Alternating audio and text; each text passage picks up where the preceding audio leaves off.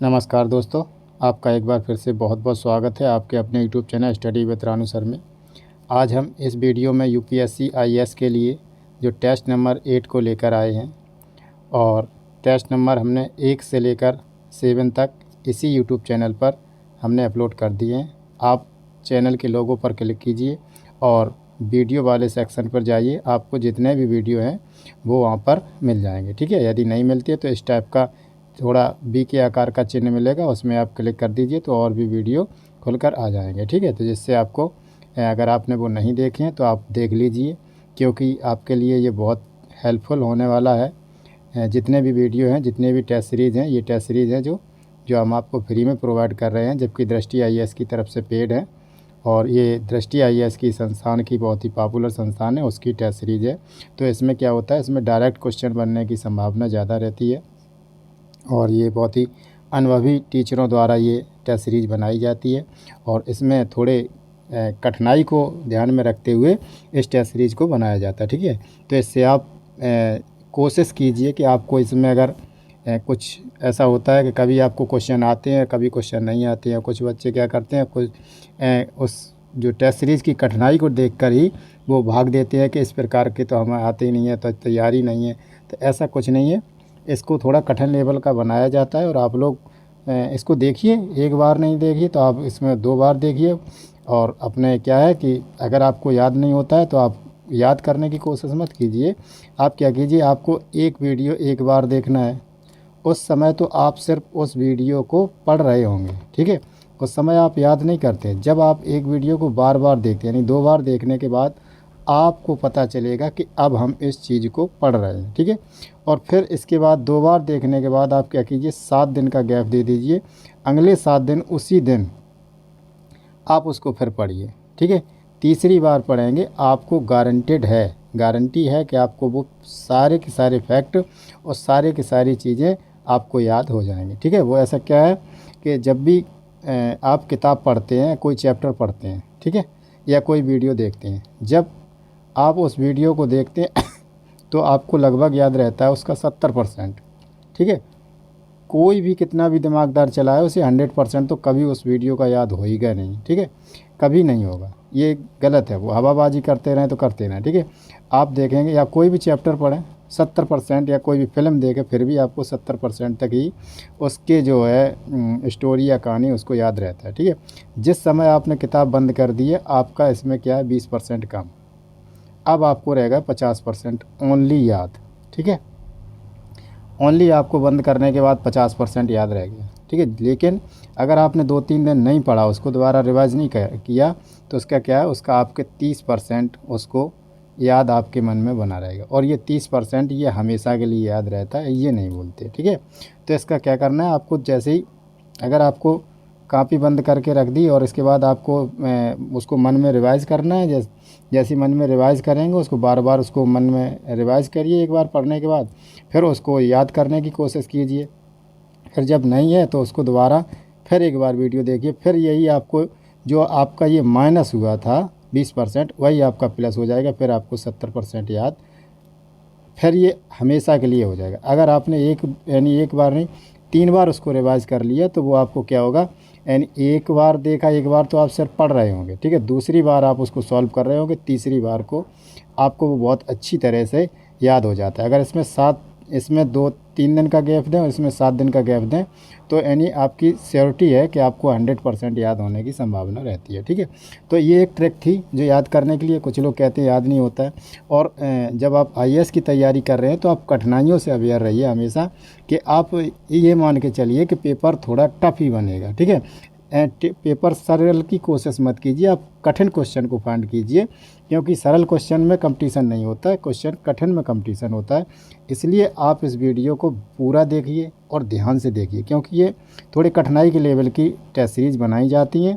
ठीक है, और टीचर को भी यह रहता है कि हमारे बनाए हुए से कोई भी क्वेश्चन बाहर ना जाए। ठीक है, तो इस तरीके से वो थोड़ा गहराई के लेवल से जा कर के वो टेस्ट सीरीज़ बनाते हैं। अब अगर आप ऐसे ही में भाग जाएंगे तो आप सच में जो आईएएस बनने लायक नहीं है, क्योंकि आईएएस की जो सर्विस है ये इंडियन की सबसे बड़ी सर्विस है, जो भारतीय सर्विसों में थे सबसे बड़ी सर्विस है। और इसको माना जाता है कि इसको जैसे आपको ज़्यादा नहीं तो जैसे 1000 में 1 होना है, ठीक है। हज़ारों में, लोग कहते हैं लाखों में तो 1 नहीं, लेकिन 1000 में 1 होना है। आगे 1000 लड़कों के बीच में 1 का चुनाव होता है, 1 का IAS में सिलेक्शन होता है, ठीक है। तो इस प्रकार से आप उन 1000 का हिस्सा बनिए, 1000 का हिस्सा ना बनिए, आप वो 1 का हिस्सा बनिए जो ऊपर है, यानी थोड़ी तैयारी हटके कीजिए, ठीक है। और जब भी आप कोई किताब या कोई वैसी चीज़ जो सब्जेक्ट वाइज पढ़ते हैं तो आप क्या करिए, उसको पीछे से स्टार्ट कीजिए, ठीक है। यानी जो लास्ट के चैप्टर हैं और उनका देखिए उनका वेटेज कितना है। अभी हम एक एक सब्जेक्ट करके उनके जो टॉपिक का है उनका वेटेज बता करके उसको वीडियो अपलोड करेंगे। उसके हिसाब से आप क्या कीजिए, आप उसको पीछे से रिवाइज कीजिए, ठीक है। पीछे से रिवाइज करने से जो चीज़ है, जब भी कोई भी स्टूडेंट है अगर वो पढ़ाई स्टार्ट करता है तो पहले चैप्टर से स्टार्ट करता है वो, ठीक है। और धीरे धीरे वो आधे तक पहुंच सकता है और फिर पढ़ता है। और जबकि अगर वो दोबारा रिवीजन करेगा तो फिर पहले ही से स्टार्ट करेगा। इससे क्या होता है कि जो पहले से 5 से 10 चैप्टर हैं या कोई भी हो जैसे पॉलिटी है जिसमें क्या है नागरिकता फंडामेंटल और जो है ज़्यादातर जो है 100 आर्टिकल तक जो है संसद और लोकसभा विधानसभा जिसमें ज़्यादातर क्वेश्चन बनने की संभावना रहती है, उनके ही रिवीजन वो बार बार करते हैं। और उसके बाद क्या होता है, उसमें कंपटीशन नहीं रहता क्योंकि वो हर लड़का वही तैयारी करता है। आपको अगर सिलेक्शन लेना है तो आपको थोड़ी हट के तैयारी करनी होगी, यानी आप उन सब से हट के दिमाग से सोचिए, उन सब से हट के दिमाग लगाइए, तभी आप इस चीज़ को क्वालिफाई कर सकते हैं। आप क्या करें कि उन जो शुरुआत के जो चैप्टर हैं जितने भी, उनको आप एक एक दो बार पढ़िए, लेकिन अगर जो पीछे के उनको आप 3 4 4 बार पढ़िए। और जहाँ पर लगता है कि आपको यहाँ पर क्वेश्चन घूमने की चांस है, यानी जहाँ पर मोड़ आ जाए, यानी जहाँ पर कठिनाई आ जाए शब्दों में या कोई कंसेप्चुअल, उस चीज़ को बड़ी गहराई से पढ़िए, क्योंकि कठिनाई से ही आपको कंपटीशन मिलता है, ठीक है। तो देरी ना करते हुए शुरू करते हैं। तो ये टेस्ट नंबर 8 है और 1 से लेकर 7 तक हमने अपलोड कर दिए हैं इसी चैनल पर, ठीक है। और आप उनको भी देखिए। अगर आपको कहीं वीडियो स्टेट PCS का भी मिल जाए आप उसको भी देखिए, क्योंकि जो कुछ स्टेट की को छोड़कर बाद बाकी तो सब एक से ही होते हैं। और ये टेस्ट सीरीज़ है, इसमें क्या है उसके भी क्वेश्चन फाइंड कर सकते हैं, इसमें भी फाइंड हो सकते हैं। ऐसा कोई नहीं है कि गारंटेड नहीं है कि इसी टेस्ट सीरीज़ से ये नंबर आए। तो आप क्या है, आप उसको कोशिश कीजिए, ये हमारी कोशिश है और कोशिश हमारी कामयाब रहेगी।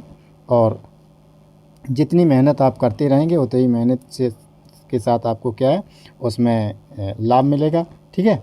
और इसमें दिया गया प्राचीन एवं मध्यकालीन, तो इसमें सारे क्वेश्चन मिक्सचर हैं लेकिन इनका थोड़ा वेटेज ज़्यादा है, ठीक है। तो देरी न करते हुए शुरू करते हैं हम।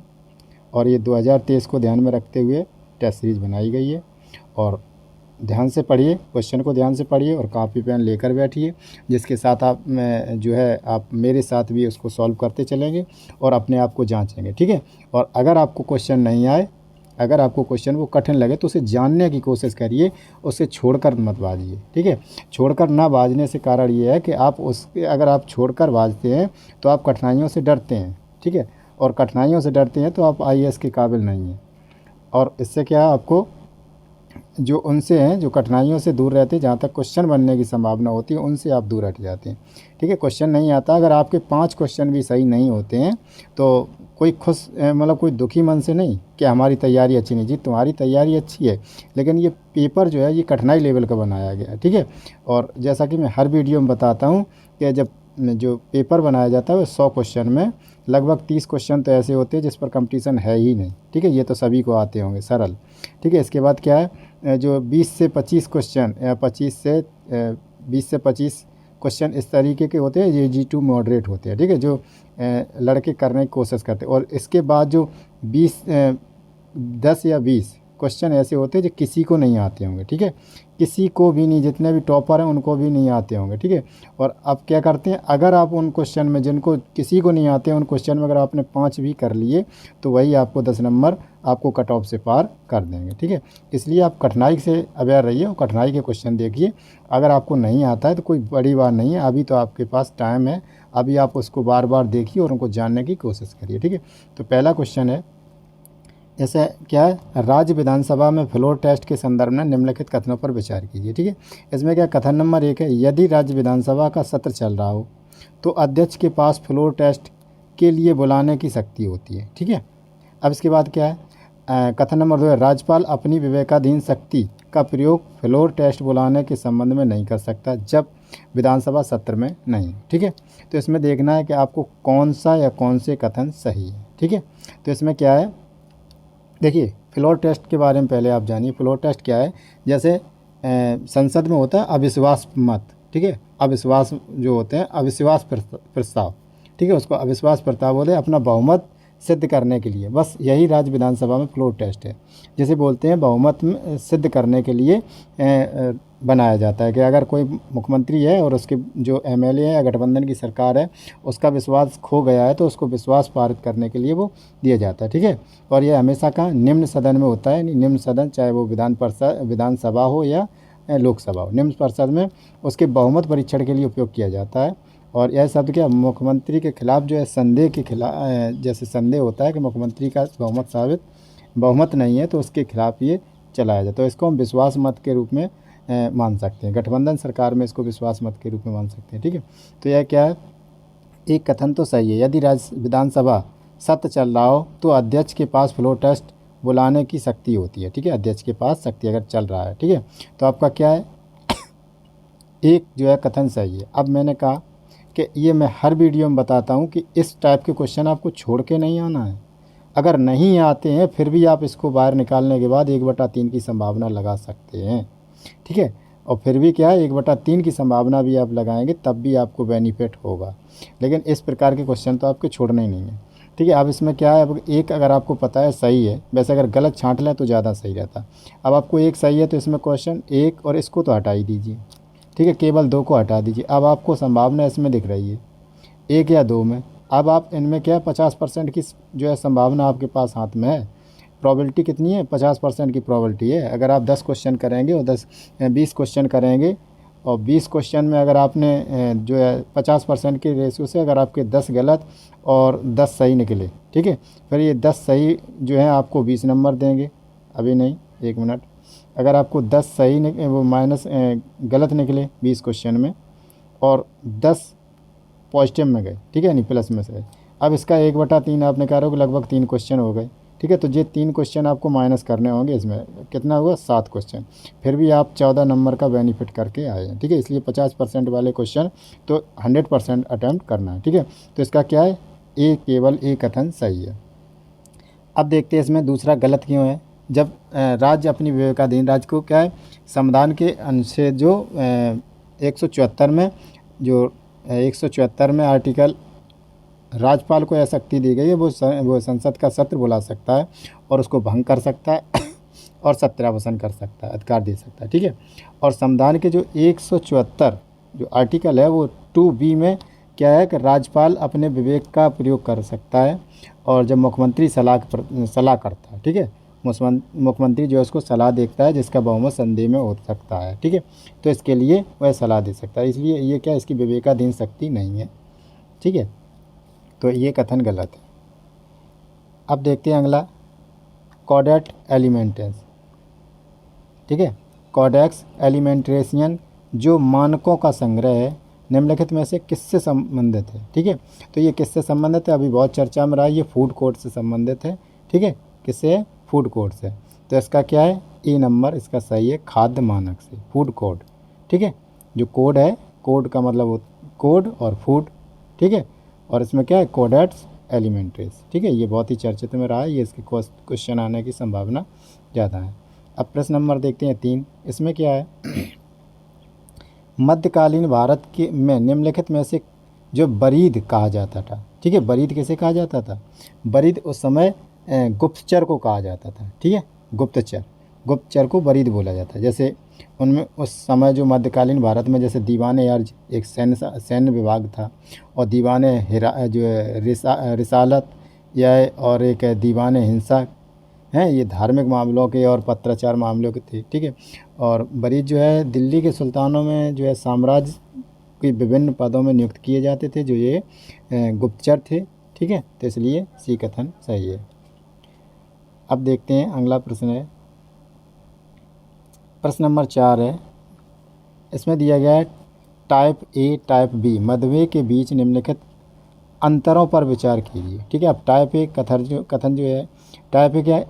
टाइप ए मधुमेह तब होता है जब इंसुलिन का उत्पादन करने में सक्षम नहीं होता है, जबकि टाइप बी मधुमेह तब होता है जब शरीर इंसुलिन का उत्पादन तो करता है लेकिन पर्याप्त मात्रा में नहीं करता। ठीक है, अब देखते हैं टाइप ए जो मधुमेह है। टाइप 1 मधुमेह के लिए रोकथाम के कोई ज्ञात तरीके उपलब्ध नहीं है, जबकि स्वस्थ जीवन शैली का पालन करके टाइप 2 मधुमेह को रोका जा सकता है। ठीक है, अब देखते हैं टाइप 2 और टाइप 1।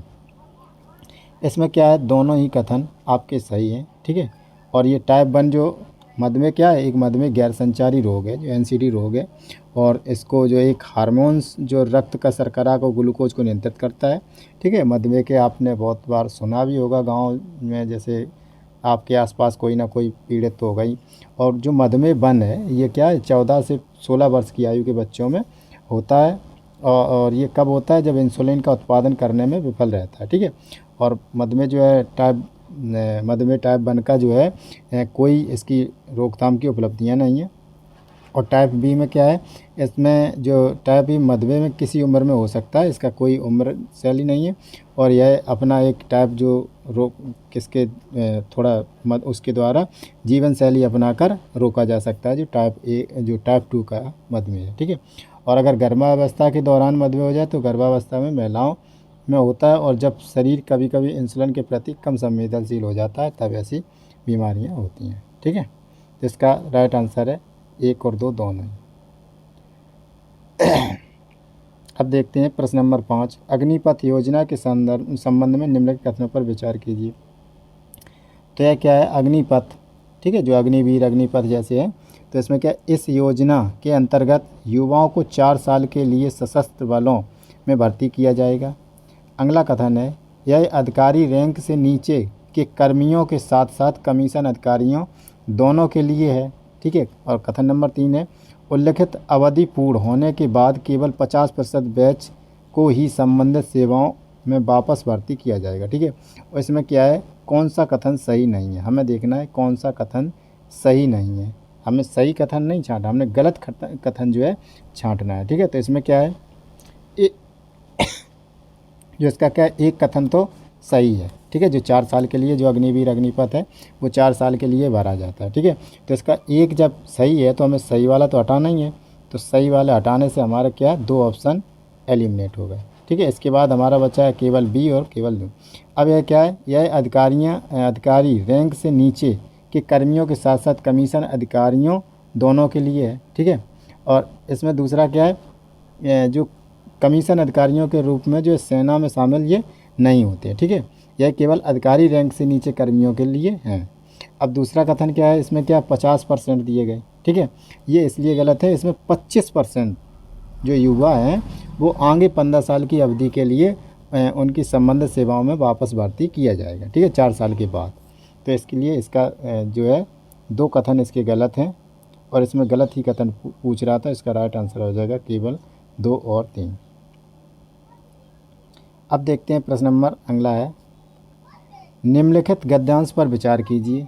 ठीक है, इस सुल्तान ने मालिकों, अमीरों, सभा के अधिकारियों और जिम्मेदारी और उच्च पद वाले व्यक्तियों को एक दूसरे के घरों में नहीं जाने या भोज में एकत्रित नहीं होने का आदेश दिया जब तक कि सुल्तान को सूचित नहीं किया जाए, या उसकी अनुमति के बिना कोई भी आपस में विवाह नहीं करेगा। उपयुक्त परिच्छेद निम्नलिखित में से किस सुल्तान को संदर्भित करता है। ठीक है, तो ये किस सुल्तान को संदर्भित करता है, ऐसा हुक्म किसने किया था, ऐसा लागू किया था अलाउद्दीन खिलजी ने। ठीक है, अलाउद्दीन खिलजी ने किया था, और उसने कहा था अपने शासनकाल के दौरान उसने क्या यही पूरी बात जो है वो कही गई थी। ठीक है, और कब की बात है, ये 1296 की बात है, और 1292 में जो विदिशा से पहले जो अभियान है उसमें एक कड़ा और अवध का एकता प्रदान किया था उसने, और उसने आरजे मुसालिफ युद्ध मंत्री जिसे बोलते हैं, आरजे मुमलिफ, इसको युद्ध मंत्री बोलते हैं, उसको नियुक्त किया था। और 1994 में जो है वो 1294 में ईस्वी में क्या है, अलाउद्दीन ने दक्षिण भारत में पहले तुर्की अभियान का नेतृत्व किया था, और जो देवगिरी था उसको लूटा था। ठीक है, इस सफल अभियान के बाद यह साबित हुआ कि जो अलाउद्दीन एक योग्य सैन्य कमांडर और कुशल संगठन करता था। और 1296 में उसने अपने चाचा जो है ससुर, उसने पहले चाचा को मारे, वो अलाउद्दीन खिलजी, शायद आपने फिल्म भी देखी हो, राजकुमार है वो, शाहिद कपूर की है, तो उसमें भी है यही है कि उसने अपने चाचा को मतलब मारा था और उसके बेटी के साथ उसने शादी कर ली थी। और उसके बाद क्या है, जलालुद्दीन खिलजी की वो उसने अपने ससुर की हत्या कर दी थी और अपने आप को सुल्तान घोषित कर दिया था। ठीक है, तो ये स्टोरी है इसकी। अब देखते हैं अगला प्रश्न है। अगला प्रश्न क्या है, सार्वजनिक वित्तीय प्रबंधन प्रणाली जो है PFMS के संबंध में निम्नलिखित कथनों पर विचार कीजिए। अब इसमें क्या है, प्रारंभ में PFMS को वर्ष 2009 में योजना आयोग की केंद्रीय क्षेत्र की योजना के रूप में शुरू किया गया था। कथन नंबर 2 है, यह केवल केंद्रीय क्षेत्र की योजनाओं के तहत कार्यक्रमों के वित्त पोषण की निगरानी करता है। ठीक है, उसमें क्या है, कौन सा है कौन से सही है, हमें सही देखना है। ठीक है, तो इसका क्या है, इसका एक कथन सही है, तो एक कथन सही होने से हम राइट आंसर केवल एक ही मानते हैं। ठीक है, क्योंकि ये कथन ये कथन, ठीक है, इसको वर्ग, तो इसमें क्या है, हम केवल ए उत्तर सही है। ठीक है, अब इसमें क्या है, जो सार्वजनिक वित्त संबंधी प्रणाली है, यह क्या है, PFMS है, जो पहले केंद्रीय योजना की निगरानी प्रणाली के नाम से जाना जाता था इसे। और यह कार्यान्वयन भारत के महानियंत्रक लेखा कार्यालय द्वारा किया जाता है। और जो है इसकी शुरुआत 2009 में हुई थी, ये कथन सही है। और इसे एक रियल टाइम रिपोर्टिंग करना था इसके स्तरों पर। और इसके बाद जो केंद्रीय, इसके वर्तमान में जो कवरेज के दायरे में जो केंद्रीय क्षेत्र और केंद्र प्रायोजित योजना है, ठीक है, जैसे वित्त आयोग अनुदान जैसे, ठीक है, इसमें क्या है, इसमें केवल केंद्रीय क्षेत्र लगा हुआ है, इसलिए गलत है। तो इसका राइट आंसर हो जाएगा केवल एक। अब अगला प्रश्न देखते हैं। प्रश्न नंबर है, हाल ही में केंद्रीय 8वां प्रश्न, केंद्रीय इलेक्ट्रॉनिक्स और IT मंत्रालय ने जो है निम्नलिखित में से किस संस्थान के IT सूचना प्रौद्योगिकी संस्थान को महत्वपूर्ण सूचना अवसंरचना घोषित किया है। ठीक है, अब इसका क्या है, इसमें देखते हैं, एक ऑप्शन है ICICI बैंक, दूसरा है national payment corporation of India यानी NPCI, और तीसरा है पंजाब नेशनल बैंक, और चौथा है HDFC बैंक। ठीक है, तो इसमें क्या है, इसके जो है 1 2 4 यानी डी ऑप्शन सही है, 1 2 4 3 ये सही नहीं है, ये इसने नहीं किया था। ठीक है, यह सूचना प्रौद्योगिकी का अधिनियम 2000 के महत्वपूर्ण सूचना अवसंरचना के तहत है और एक कंप्यूटर संसाधन के रूप में परिभाषित करता है इसको। और इसमें अक्षमता या विनाश का जो राष्ट्रीय अर्थव्यवस्था का जो विनाश या अक्षमता के कारण जो सार्वजनिक स्वास्थ्य में दुर्बलता को प्रभाव कर जिस पर पड़ता है उसके बारे में ये। ठीक है, और इसमें जो है सारी बैंक थी लेकिन पंजाब नेशनल बैंक नहीं है, और इसे IT सूचना प्रौद्योगिकी संस्थान की महत्वपूर्ण सूचना अवसंरचना घोषित करता है। ठीक है, तो इसके बारे में अब अगला प्रश्न देखते हैं। अगला प्रश्न है प्रश्न नंबर 9। इसमें प्रारंभिक मध्यकालीन भारत में सामाजिक सांस्कृतिक जीवन के संदर्भ में निम्नलिखित कथनों पर विचार कीजिए।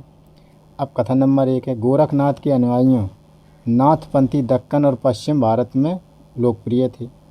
अब कथन नंबर 2 है, माउंट आबू में दिलवाड़ा मंदिर इस अवधि के दौरान निर्मित किया गया था। ठीक है, तो इसका क्या है, इसका जो ये 2 ऑप्शन है ये सही है और हमें सही ही छांटना है। तो इसका क्या, केवल 2 आंसर इसका सही है, एक गलत क्यों है। जो उनमें से जो सबसे लोकप्रिय नाथपंथी थे वो गोरखनाथ के अनुयायी थे, और जो है जी कहाँ पर, उत्तर भारत के लोकप्रिय थे, ये दक्षिण भारत इधर दक्षिण पश्चिमी भारत के लोकप्रिय नहीं थे। ठीक है, तो इसलिए ये कथन गलत है। प्रश्न नंबर अगला देखते हैं। प्रश्न नंबर 10 है, निम्नलिखित युग्मों पर विचार कीजिए। एक है लोकप्रिय रचना और अगले है संत। ठीक है, तो इसमें क्या है, इसके ये देखना है कौन से कथन सही है। जैसे कीर्तन चैतन्य महाप्रभु, और दूसरा है संकीर्तन अन्नमया, और अभंग तुकाराम, और जो है वानिस जो तुलसीराम। ठीक है, तो इसमें क्या है, जो चैतन्य महाप्रभु थे, चैतन्य महाप्रभु ने क्या किया है, एक कृष्ण भक्त थे और उन्होंने हरे रामा हरे कृष्णा जैसे लोकप्रिय को बनाया था। ठीक है, तो ये कीर्तन है। ठीक है, तो कीर्तन जो है धार्मिक गीत होता है, तो इसलिए ये ऑप्शन तो आपका सही है। ठीक है, अब इसके बाद क्या है, जो इसके जो आगे के ऑप्शन है इसको भी देख लेते हैं। जो दूसरा कथन है ये संकीर्तन अन्नमया, ये गलत है। ठीक है, तो इसमें कौन थे जो संत, एक शायद में अन्नमया के नाम से जाना जाता था उन्हें, तल्लपका अन्यमाचार, जिन्हें अन्नमया के नाम से जाना जाता था, और वे हिंदू संत थे। ठीक है, और हिंदू संत थे, और इन्होंने क्या है वेंकटेश्वर और विष्णु का संकीर्तन नामक गीतों की रचना की थी, इसलिए ये क्या, ये गलत है। फिर अभंग, एक मिनट, इसमें गलत देखना है, मतलब इसमें गलत सम्मिलित करना है, इसमें गलत बताना है कि गलत कौन कौन से हैं। ठीक है, एक मिनट, थोड़ी गलती हो गई, तो ये तो सही है। ठीक है, चैतन्य महाप्रभु, इसमें क्या है, इसने अभंग तुकाराम, ये भी सही है। बानिस तुलसीदास, ये भी सही है। ठीक है, तो इसका क्या है, इसमें कन्फ्यूज़न है थोड़ा, ये क्वेश्चन को हम छोड़ देते हैं, इसमें फिर देखेंगे। ठीक है, और अगर नेट कर लेना, अगर आपको थोड़ा हम कन्फ्यूजन में है, क्लियरफाई नहीं हो रहा है, तो इसके लिए हम एक क्वेश्चन हम चाहते हैं कि आपको कोई गलत सूचना ना मिले। अगर गलत हो सकता है तो क्या है, इसमें नहीं है, अगर होता तो इसमें देखते हैं, तो फिर इसको आप गूगल कर लेना, या आप स्क्रीनशॉट ले लीजिए इस सवाल का, उसके बाद देख लीजिए। ठीक है, और हम भी देखेंगे, और आपको अगर होगा तो हम कमेंट में या अगले जो वीडियो बनाएंगे उसमें आपको आंसर इसका सही दे देंगे। अब इसमें क्या है, पश्चिम एशियाई देशों के संदर्भ में निम्नलिखित संदर्भ में दक्षिण से उत्तर की ओर उनकी राजधानी के सही क्रम में चिन्हित कीजिए। ठीक है, तो इसमें रियाद, ठीक है, रियाद किसकी है, शायद है सऊदी अरबिया की रियाद है। ठीक है, रियाद है सऊदी अरबिया की, जो फारस की खाड़ी के पास में है। इसके बाद जो है सना, तेहरान, बगदाद हैं, और इसके बाद क्या है, जो दूसरा है तेहरान, रियाद, सना, बगदाद। उसके बाद बगदाद, रियाद, तेहरान, सना। इसके बाद सना, रियाद, बगदाद, तेहरान। ठीक है, तो इसका डी ऑप्शन सही है, क्योंकि जो सना है वो सबसे कौन सा ये उत्तर की ओर है, और मतलब दक्षिण से उत्तर की ओर, ये सबसे दक्षिण है।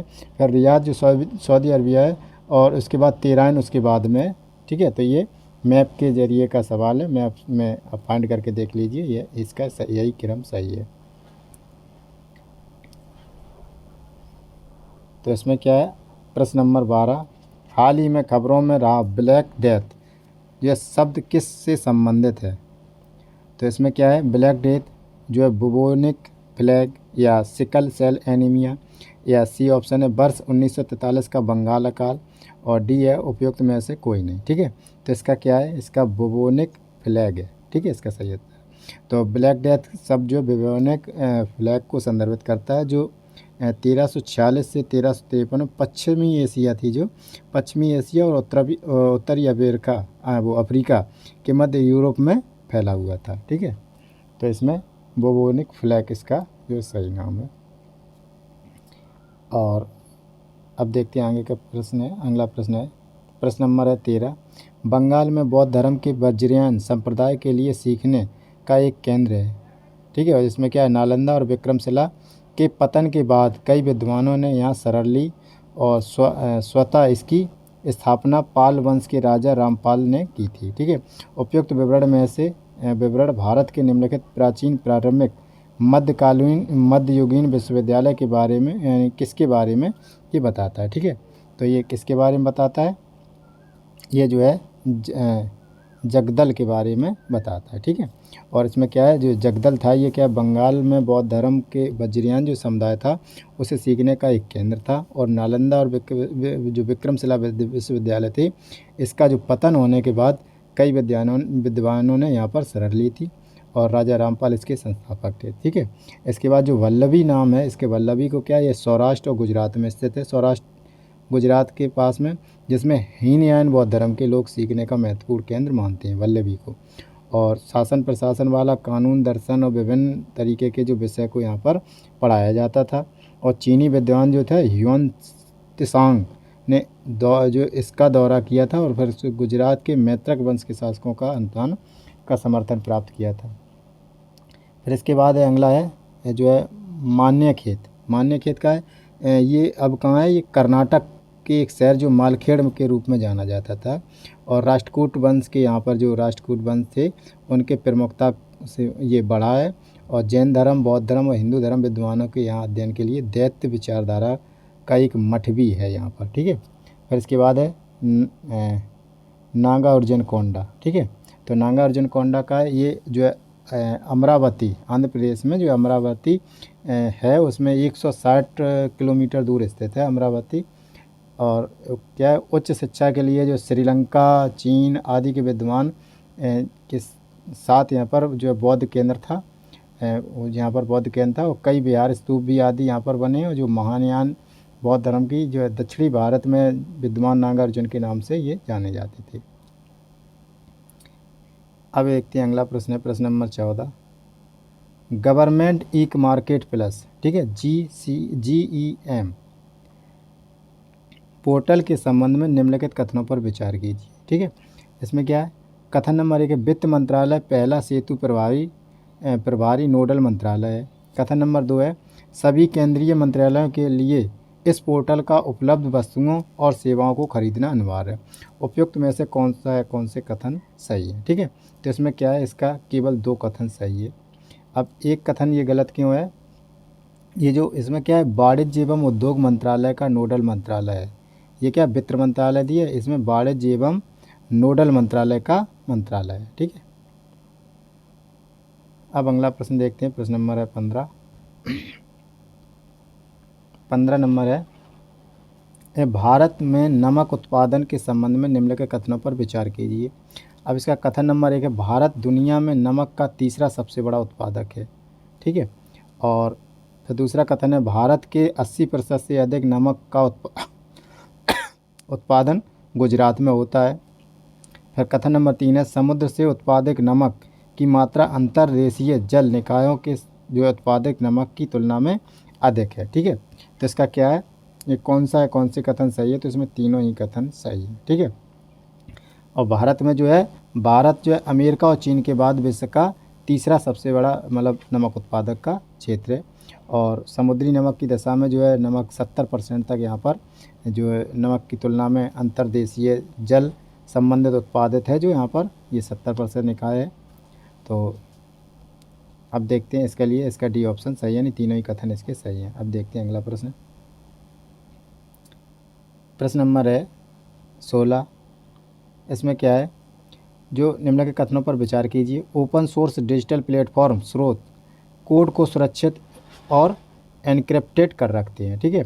अब कथन नंबर 2 है गूगल का एंड्रॉयड ऑपरेटिंग सिस्टम एक क्लाउड सोर्स प्लेटफॉर्म है, जबकि एप्पल के iOS का ऑपरेटिंग सिस्टम एक ओपन सोर्स प्लेटफॉर्म है, ठीक है। ओपन सोर्स का मतलब होता है जो आपको फ्री में उपलब्ध कराता है, जिसका आप कोड भी देख सकते हो, ओपन सोर्स के साथ वितरित करता है, वो आपको दिखाता है कि हमारा ये कोड है, ठीक है। तो इसमें क्या है, और इसका जो जैसे क्लोज्ड सोर्स का जो है, इसका जो प्रॉपराइट होता है, ये उपयोगकर्ता किसी के परिणाम के बिना यानी कोड को कुछ हिस्सों को काफ़ी संशोधित या घटा नहीं सकता, और बल्कि और सही है, ठीक है। तो ये क्या है, ये कथन दोनों ही इसके गलत हैं, ठीक है। तो इसके ना तो एक ना ही 2 कथन है, ठीक है। क्योंकि ओपन सोर्स जो कोड होता है, ठीक है, ओपन सोर्स कोड होता है वह उसमें मूलभूत अधिकारों को लाभ प्रयोग कराता है और संशोधन के लिए वितरण के लिए उपलब्ध कराता है कि आप इसको संशोधन कर सकते हो। इसमें क्या है, एनक्रिप्टेड रखता है, एनक्रिप्टेड मतलब छिपा के रखता है, ऐसा कुछ नहीं है, तो ये गलत है, ठीक है। अब देखते हैं अगला प्रश्न है, प्रश्न नंबर है 17। इसमें क्या है, धर्मशास्त्रों के संदर्भ में निम्नलिखित कथनों पर विचार कीजिए। इसमें कथन नंबर 1 है धर्मशास्त्रों में टीका, भाष्य और निबंध के पाठ शामिल हैं, ठीक है। अब इसमें क्या है, दूसरा कथन है ये व्यक्तिगत और नागरिक कानूनों से निपटते थे लेकिन आपराधिक कानूनों से नहीं, ठीक है। तो इसका क्या है, इसका केवल एक कथन सही है, ठीक है, और सही हमको देखना था। इसका क्या कथन, एक सही है। इसके बाद का ये व्यक्तिगत और नागरिक समूह जो कानूनों से निपटते थे लेकिन आपराधिक कानूनों से नहीं, ऐसा इसमें नहीं है, ठीक है। ऐसा ये क्या है, ये जो सामाजिक व्यवहार के जो मानदंड थे उसके अलावा ये धर्मशास्त्र के मुद्दों से संबंधित थे, और इसमें क्या है, व्यक्तिगत और नागरिक मुद्दे जो है आपराधिक मुद्दे भी इसमें शामिल थे, ठीक है। और इसमें आपराधिक मुद्दे कानून नहीं है, तो ये गलत हो जाता है, और ऊपर का सही है, ठीक है। अब इसमें देख दे जो है टीका क्या होता है। टीका एक टीका और भाष्य जो है एक निबंध संकलन कब हुआ था, ये 9वीं और 19वीं शताब्दी के बीच रचित हुए। और इसमें धर्मसूत्र कितने थे, 600 जो है 600 से 300 ईसा पूर्व के बीच में रहे। और स्मृति जो है 200 से 900 ईस्वी तक रही। ठीक है। और इसमें जो धर्मशास्त्र का नाम है ये संस्कृत के ग्रंथों में एक विशेष ग्रंथ है, जिसे ग्रंथ माना जाता है। और इसमें 3 उपसमों में विभाजित किया गया है। ठीक है, जिसका नाम है टीका, भाष्य और निबंध। अब अगला प्रश्न देखते हैं। अगला प्रश्न क्या है, प्रश्न नंबर है 18। ठीक है, तो इसका देखते हैं ये क्या है। संयुक्त राष्ट्र शांति रक्षक बल के संदर्भ में निम्नलिखित कथनों पर विचार कीजिए।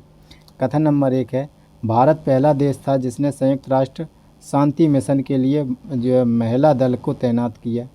और कथन नंबर 2 है, भारत ने संयुक्त राष्ट्र के सहयोग से शांति सैनिकों के लिए यूनाइट अवेयर प्लेटफॉर्म को लॉन्च किया। ठीक है, तो ये क्या है, इसके दोनों ही कथन इसके सही हैं। ठीक है, तो ये क्या है, जो संयुक्त राष्ट्र शांति रक्षक है वह इसकी 1948 में इसकी स्थापना हुई थी और सुरक्षा परिषद के द्वारा।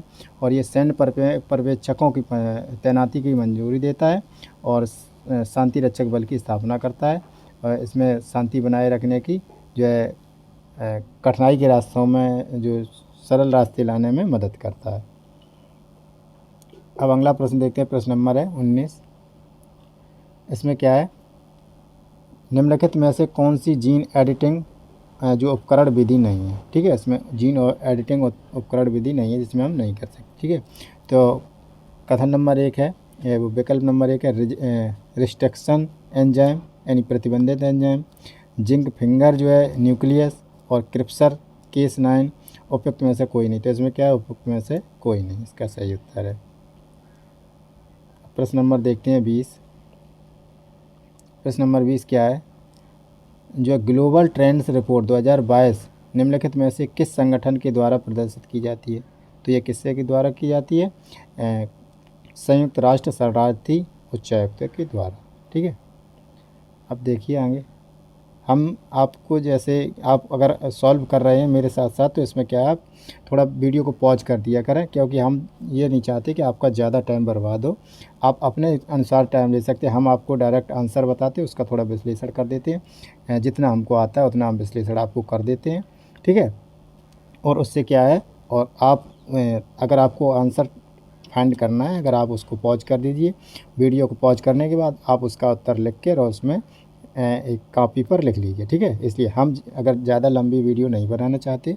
ठीक है, तो यह क्या है, अब क्वेश्चन नंबर है 21। ठीक है, इसमें देखिए, वैश्विक अवसंरचना और निवेश के लिए साझेदारी के संदर्भ में निम्नलिखित कथनों पर विचार कीजिए। ठीक है, तो ये कथन नंबर 1 है, यह पहल वर्ष 2021 में रोम में आयोजित G20 शिखर सम्मेलन में शुरू की गई थी। ठीक है, और कथन नंबर 2 है, केवल सदस्य राज्यों की सरकारें ही इस पहल को वित्त पोषित करेगी। ठीक है, तो इसमें क्या है, उपयुक्त में से कौन से कथन सही है। ठीक है, तो इसमें क्या है, इसमें भी केवल लग गया। ठीक है, तो ये तो कथन गलत है ही। ठीक है, और दूसरी बात क्या है, जो वैश्विक अवसंरचना है G20 शिखर सम्मेलन की जो शुरुआत है वो बता रहा है कि 2021 में हुई थी। ठीक है, ये कब हुई थी, ये 2021 में नहीं, इसमें क्या 2021 में इसको 2000 शायद है, ध्यान नहीं आ रही इसमें क्या है, एक मिनट 2021 की बात है जिसमें, हाँ इसमें क्या 2021 की जो G7 शायद शिखर है, G20 की स्थापना नहीं होती, G7 शिखर है। ठीक है, तो इसमें क्या है, इसका दोनों ही ऑप्शन गलत है, तो इसका राइट आंसर हो जाएगा डी। हो सकता है अगर 1-2 क्वेश्चन हमारे साथ यानी हमारे हिसाब से गलत हो जाए, लेकिन आप उसको गूगल कर लेना और अपनी जो है अगर आपको है तो हमको भी कमेंट करके बताना कि ये आपका गलत हो गया, तो हम भी उस पर थोड़ा नज़र करेंगे। ठीक है, अब इसके बाद देखते हैं, निम्नलिखित कथनों पर विचार कीजिए। कथन नंबर 22, प्रश्न नंबर 22 है, इसमें क्या है, कथन नंबर 1 है, बलबन द्वारा शुरू किए गए जो नवरोज़ उत्सव को औरंगजेब द्वारा बंद कर दिया गया था क्योंकि वह इसे पारसी प्रथा मानता था। ठीक है, तो इसमें क्या है, अगला कथन है, औरंगजेब ने अपने दरबार में गायन और वाद्य यंत्र बजाने की प्रथा को समाप्त कर दिया था। उसमें कौन सा कथन सही नहीं है। ठीक है, हमें गलत देखना है। तो इसमें क्या है, दूसरा कथन गलत है क्योंकि उसने समाप्त नहीं किया था, उसने चालू रखा था, और पहला कथन जो है आपका सही है। तो इसमें राइट आंसर आ जाएगा केवल बी। अब इसके बाद देखते हैं प्रश्न नंबर 23। निम्नलिखित कथनों पर विचार कीजिए। ठीक है, जो है टाइटन बृहस्पति का सबसे बड़ा उपग्रह है। ठीक है, अब इसके बाद क्या है, कथन नंबर 2 है गैनीमेड शनि का सबसे बड़ा उपग्रह है। और कथन नंबर 3 है टाइटन का वायुमंडल ज़्यादातर नाइट्रोजन से बना है। उपयुक्त में से कौन सा कथन सही है। ठीक है, तो इसमें क्या है, देखिए पहला कथन आपका गलत है क्योंकि टाइटन है जो शनि का सबसे बड़ा उपग्रह है। किस, ठीक है, इसका ये जो टाइटन है वो किसका है, शनि का, शनि उपग्रह, शनि का सबसे बड़ा उपग्रह है। और गैनीमेड जो है शनि का सबसे बड़ा उपग्रह है, इसमें बताया गया। और जो है इसमें क्या है, जो गैनीमेड है उससे थोड़ा ज़्यादा बड़ा है किसका है, लेकिन बृहस्पति का है। ठीक है, ये आपस में एक दूसरे क्रॉस कर दिए, किसका है, बृहस्पति का है। ठीक है, तो तीसरा आपका सही ऑप्शन है, इसलिए आपका केवल सी सही है। अब देखते हैं प्रश्न नंबर 24। स्नैक आइलैंड जो हाल ही में खबरों में रहा, निम्नलिखित में से किस समुद्र में स्थित है। ठीक है, तो ये कहाँ पर, ये काला सागर में स्थित है। इसके बाद देखते हैं प्रश्न नंबर 25। इसमें क्या है, हाल ही में समाचारों में रही पश्चिमी सेती विद्युत परियोजना भारत और निम्नलिखित देशों में से किसके साथ एक संयुक्त पहल है। ठीक है, एक संयुक्त पहल है, तो ये किसके, ये नेपाल के साथ संयुक्त पहल है। अब अगला नंबर प्रश्न है, प्रश्न नंबर है 26। निम्नलिखित कथनों पर विचार कीजिए। इसमें क्या है, जो है पाणिनि, कात्यायन और पतंजलि जैसे अन्य संस्कृत व्याकरणविद विदों के समकालीन थे। अब कथा साहित्य जो कथा साहित्य सागर की रचना गुणाद द्वारा की गई थी। और अगला कथन है मंजू श्री मुलकल्प के अनुसार पाणिनि राजा नंद के दरबार से संबंधित थे।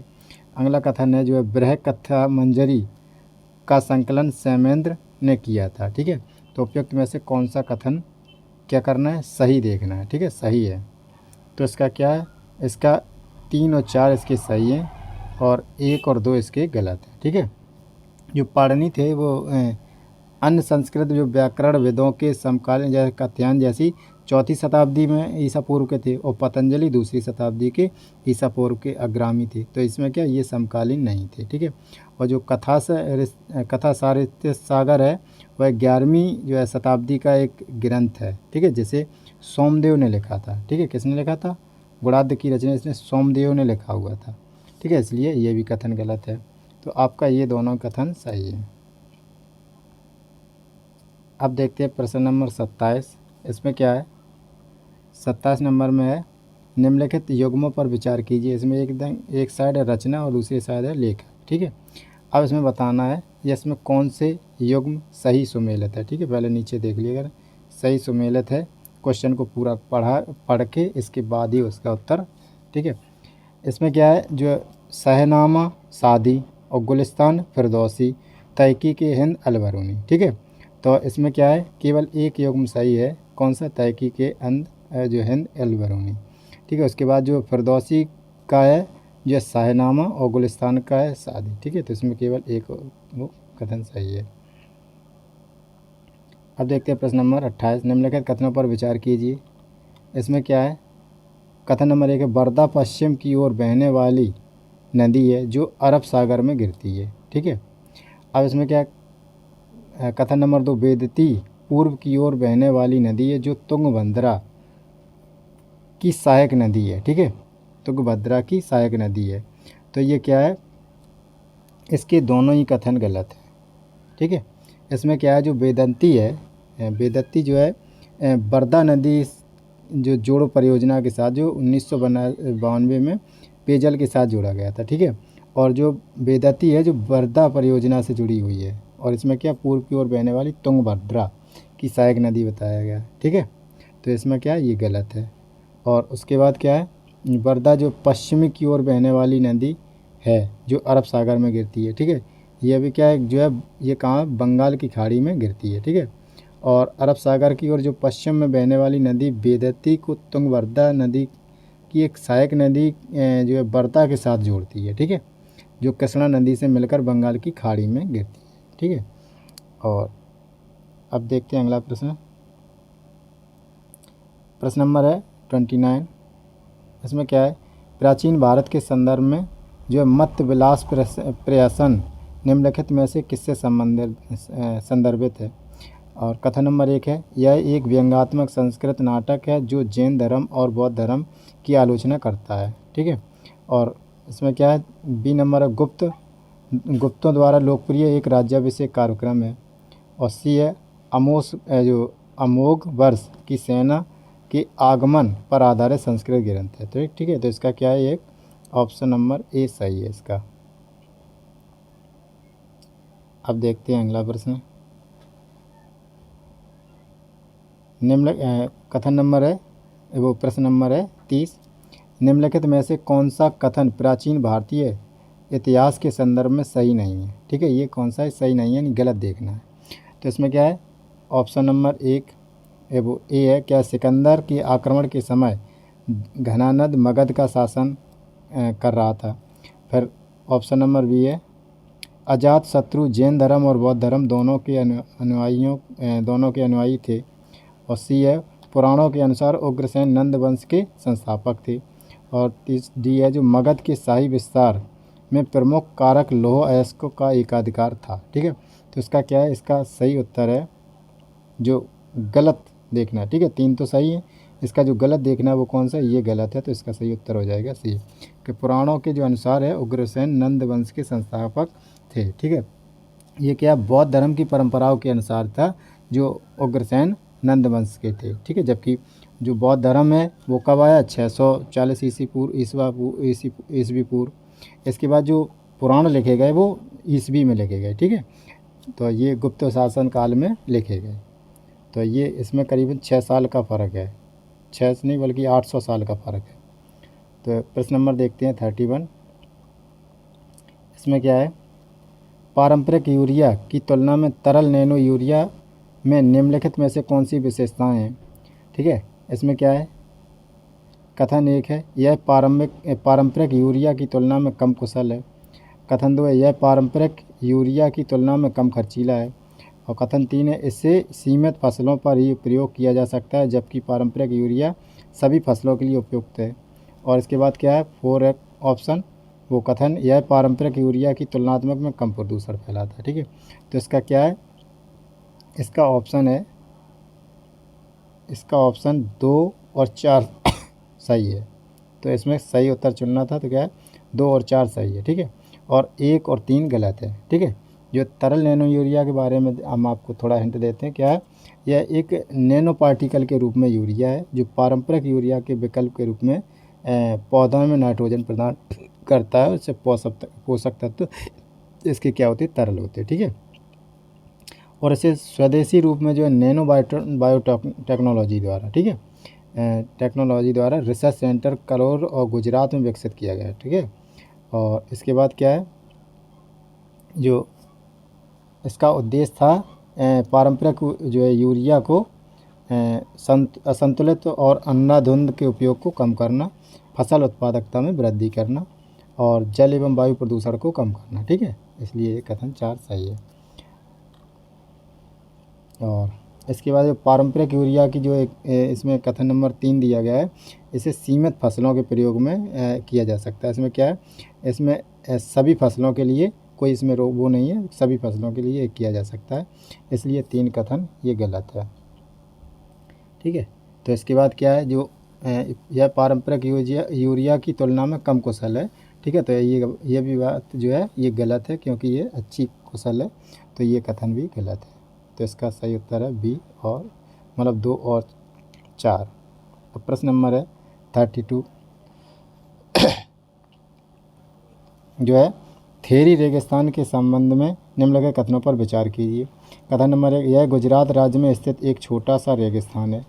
और कथन नंबर 2, यह लाल रेत के टीलों से बना है जो इल्मेनाइट, मैग्नेटाइट जैसे लोह खनिज से भरपूर है, ठीक है। उपयुक्त में से कौन सा या कौन से कथन सही है, ये बता रहा है कौन सा या कौन से कथन सही है। तो इसमें क्या है, इसमें कथन नंबर 2 सही है, ठीक है। कथन नंबर 2 सही है, यानी विकल्प ऑप्शन नंबर बी सही है। एक ये गलत है, ठीक है।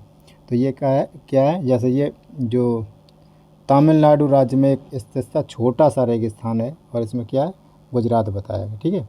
थेरी रेगिस्तान जिसे बोलते हैं, ये तमिलनाडु राज्य में स्थित है।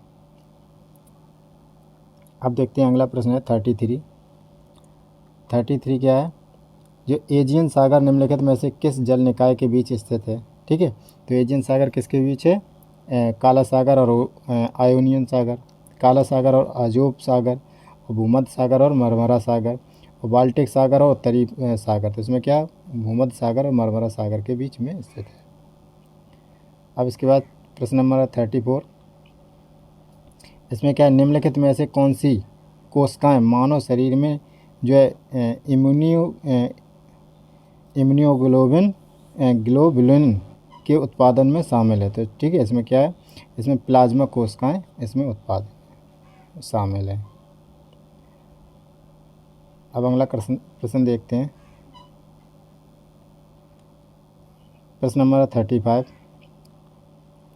इसमें क्या है, नियो बैंक के संबंध में निम्नलिखित कथनों पर विचार कीजिए। कथन नंबर 1 है, ये बिना किसी भौतिक प्रकार की शाखा के पूरी तरह से ऑनलाइन बैंक है। कथन नंबर 2 है, ये बैंक लाइसेंस के बिना संचालित होती है। और कथन नंबर 3 है, इनकी बैंकिंग सेवाओं की लागत पारंपरिक बैंकों की तुलना में अधिक होती है, ठीक है। तो इसमें क्या है, ऑप्शन है इसमें कौन से कथन सही है, ठीक है। तो इसका क्या है, 1 और 2 कथन सही है।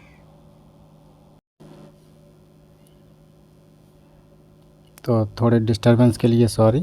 तो इसमें क्या है, इसमें देखना है 1 और 2 कथन इसके क्या सही है, तीसरा कथन इसमें गलत है, ठीक है। तो इसका क्या है, जो इसमें ये कम लागत की नहीं है, ये भी मतलब स्वयं उतने ही प्रकार की लागत से है नियो बैंक। अब देखते हैं प्रश्न नंबर 36। थोड़ा बड़ा है, इसको 1 मिनट, चलो। इसमें क्या, निम्नलिखित गद्यांश पर विचार किए। यह प्रसिद्ध दार्शनिक और विचारक बरकरी संत और कवि थे। वह अभंग, भक्ति, कविता और कीर्तन के नाम से उल्लेखनीय आध्यात्मिक गीतों के माध्यम से समुदाय उन्मुख पूजा के लिए प्रसिद्ध थे। इसके अलावा उन्होंने अभंग कविता नामक साहित्य की एक मराठी शैली की भी रचना की, जिसमें आध्यात्मिक विषयों के साथ साथ लोक कहानियों को सम्मिलित किया गया।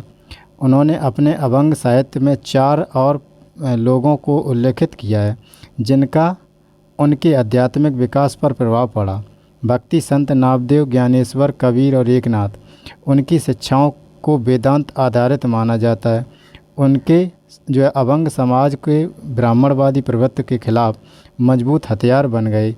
और इसमें क्या, हाल ही में प्रधानमंत्री ने पुणे जिले के मंदिर शहर देहू में उनकी शिला मंदिर का उद्घाटन किया। शिला मंदिर एक पत्थर के शिला से को समर्पित मंदिर है, जिस पर उन्होंने 13 दिनों तक ध्यान किया। जिस चट्टान पर उन्होंने 13 दिनों तक बैठकर ध्यान किया वह पवित्र और बरकरी संप्रदाय के लिए तीर्थस्थल माना जाता है। उपयुक्त गद्यांश में किस संत के को संदर्भित करता है, ठीक है। तो इसमें देखना है कि ये किस संत को संदर्भित करता है। तो ये किस संत को करता है, संत तुकाराम को संदर्भित करता है, ठीक है। अब देखते हैं अगला प्रश्न, प्रश्न नंबर 37। सामाजिक आर्थिक जाति जनगणना SECC के संदर्भ में निम्नलिखित कथनों पर विचार कीजिए, ठीक है। इसमें क्या है, कथन नंबर 1 है, स्वतंत्र भारत में SECC पहली बार वर्ष 2011 में आयोजित की गई है। अब कथन नंबर 2 है, SECC के तहत उल्लिखित सभी डेटा जो गोपनीय है, जबकि जनगणना के तहत सभी जानकारी सार्वजनिक है, ठीक है। तो इसका क्या है, कथन नंबर 1 सही है, 2 गलत है। कोई भी इसकी जो सभी जानकारी है वो सार्वजनिक नहीं है। और इसके बारे में जाने, जाति आधारित जनगणना के बारे में, यह सामाजिक, आर्थिक और जातिगत जनगणना है जो 1931 के बाद पहली बार 2011 में आयोजित की गई थी, ठीक है। तो इसके बाद देखते हैं अब अगला प्रश्न है अगला प्रश्न है प्रश्न नंबर 38। निम्नलिखित कथनों पर विचार कीजिए। ठीक है, इसमें क्या है, मनसबदारी प्रणाली के अंतर्गत जात घुड़सवार सैनिकों की संख्या से संबंधित हैं और सवार एक व्यक्ति की व्यक्तिगत स्थिति से संबंधित है। और कथन नंबर 2 है, अकबर द्वारा शुरू की गई मनसबदारी प्रणाली औरंगजेब के शासनकाल शुरू होने से पहले ही समाप्त की गई थी। इसमें क्या है, कथन नंबर 3 है, मनसबदारी प्रथा की उत्पत्ति जो का पता चंगेज खान से लगाया जा सकता है।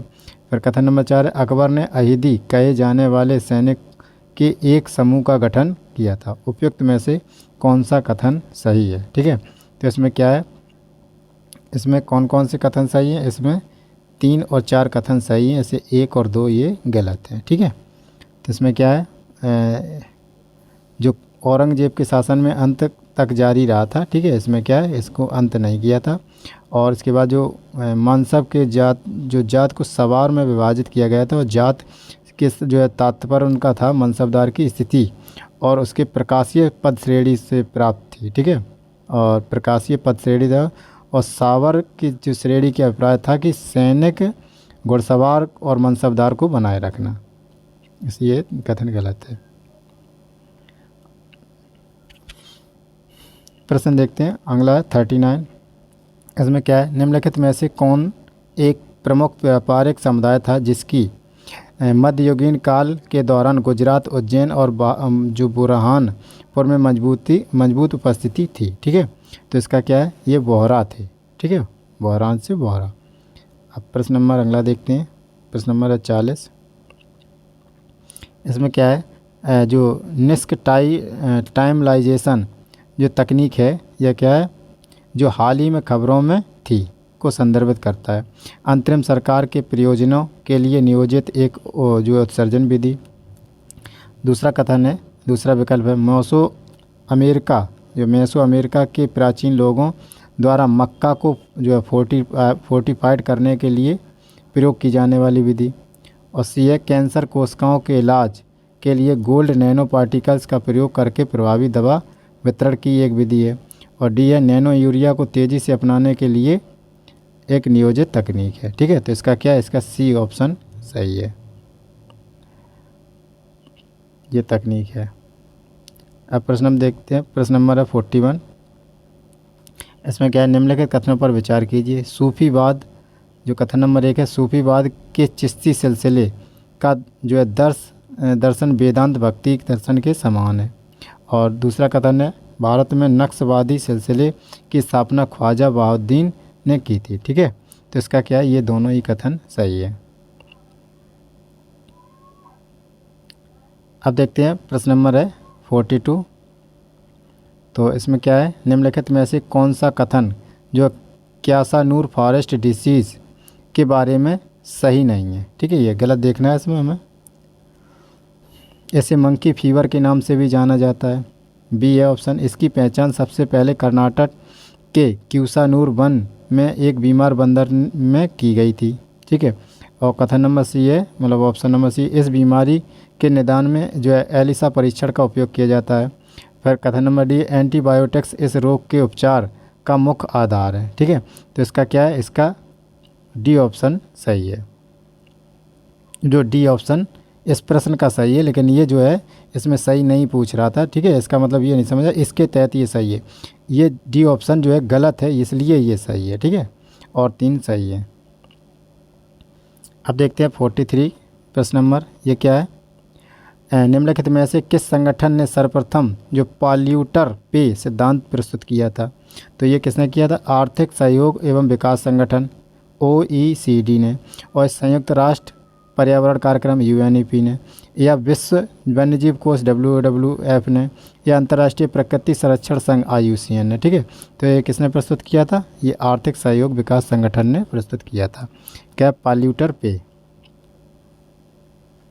अब देखते हैं प्रश्न नंबर 44 है, दक्षिण पूर्व एशिया के निम्नलिखित में से किस देश ने हाल ही में जो मारीजुआना की खेती करने और उसे रखने के लिए वैध घोषित किया है? ठीक है, तो ये किसने किया? ये थाईलैंड ने किया है। प्रश्न नंबर है 45, निम्नलिखित कथनों पर विचार कीजिए। कथन नंबर 1 है, एक प्रियन केवल जानवरों में बीमारी उत्पन्न कर सकता है। ठीक है। कथन नंबर 2 है, मैड काऊ रोग प्रियंस के कारण होता है जो कणों को ही तरह संक्रमण प्रोटीन होते हैं। इसमें क्या है, सही नहीं है, इसमें गलत देखना है। ठीक है। तो इसका क्या है, दूसरा सही है, ए जो है ये सही नहीं है। ठीक है। ये क्या है, एक जो है थाईलैंड, जो क्या बोलते हैं इसको, जो इसका मतलब इस, एक मिनट, इसमें क्या है, जैसे इसमें प्रियोन एक जो है प्रोटीन के रूप में कार्य करती है, शायद मैं फाइंड कर पा रहा हूँ, जो मस्तिष्क के सामान्य प्रोटीन के सामान्य प्रोटीन की वजह से होता है। इसमें क्या सक्रिय करके जानवरों और मनुष्यों के बीमारी का कारण बन सकता है, इसलिए ये सही नहीं है।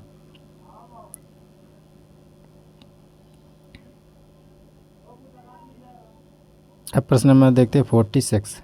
इसमें क्या है, हाल ही में निम्नलिखित में से किस संगठन द्वारा India's booming gig and platform economy नामक एक रिपोर्ट की गई है। ठीक है। तो इसके किसके द्वारा, नेस्कॉम, ऑप्शन बी फिक्बी, option C Bharatiya reserve bank और ऑप्शन डी नीति आयोग। ठीक है। तो ऐसी क्या है, नीति आयोग द्वारा रिपोर्ट की गई है। ठीक है।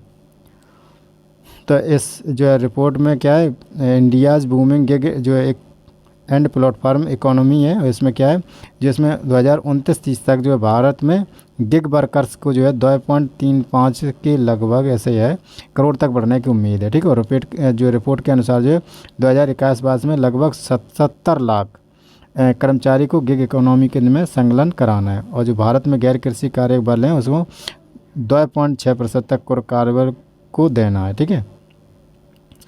तो इस पर अब देखते हैं अगला प्रश्न है। अगला प्रश्न है 47, निम्नलिखित कथनों पर विचार कीजिए।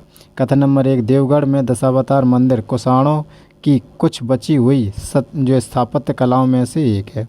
अब कथन नंबर 2 है, भीतर गांव गुप्त काल के मंदिरों में से एक है। उपयुक्त में से सही नहीं है, हमें गलत देखना है। ठीक है। तो ये क्या है, ये एक कथन गलत है जो हमारा, और दूसरा सही है। ठीक है। तो इसका सही आंसर हो जाएगा ए। तो ये क्या है, ये जो वास्तुकला कुछ मंदिरों को जो है रॉक कट गुफाओं जो है अजंता है मंदिर, और जो देवगढ़ में दशावतार मंदिर है जो है, ये संरचनाएं मुख्य रूप से क्या पत्थरों और ईंटों से बनी होती हैं। ठीक है। और इसमें कुषाणों की बात की गई, और दशावतार स्थापत्य कलाओं में से ये क्या, ऐसा नहीं है। प्रश्न नंबर देखिए 40, निम्नलिखित कथनों पर विचार कीजिए। कथन नंबर 1 है, भारत दुनिया का सबसे बड़ा हथियार आयातक देश है। ठीक है। इसमें क्या है, रूस और अमेरिका के पास सभी परमाणु हथियारों का 90% से अधिक हिस्सा है। ठीक है। तो इसका क्या है, ये ऑप्शन नंबर इसका सही देखना है, तो इसका कथन नंबर 2 सही है। ठीक है। एक जो है एक गलत है, क्योंकि देश भर में जो है 5 सबसे बड़े जो हथियार आयातक देशों में से कौन है, सऊदी अरब सबसे ज़्यादा, उसके बाद भारत, फिर मिस्र, फिर इसके बाद ऑस्ट्रेलिया, फिर चीन है। ठीक है। तो इसलिए ये गलत है। इसके बाद देखना है प्रश्न नंबर 49, प्रायः समाचारों में सुना जाने वाला शब्द सुपर बग्स निम्नलिखित में से किससे संबंधित है। तो ऐसे क्या है, कीटनाशक प्रतिरोधी कीट से, या एंटी रैनसमवेयर उपकरण से, एंटीबायोटिक प्रतिरोधी जीवाणु से, या उन्नत सुपर कंप्यूटर से। तो ये क्या, एंटीबायोटिक प्रतिरोधी जीवाणु से। अगला प्रश्न है प्रश्न नंबर 50। इसमें क्या है, भारत गौरव योजना के संबंध में निम्नलिखित कथनों पर विचार कीजिए।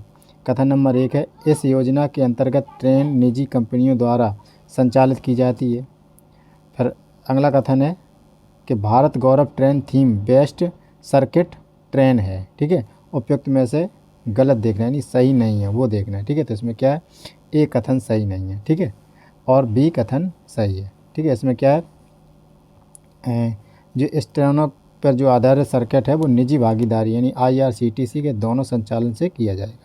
इसमें क्या, ट्रेन निजी कंपनियों द्वारा संचालित की जाएगी,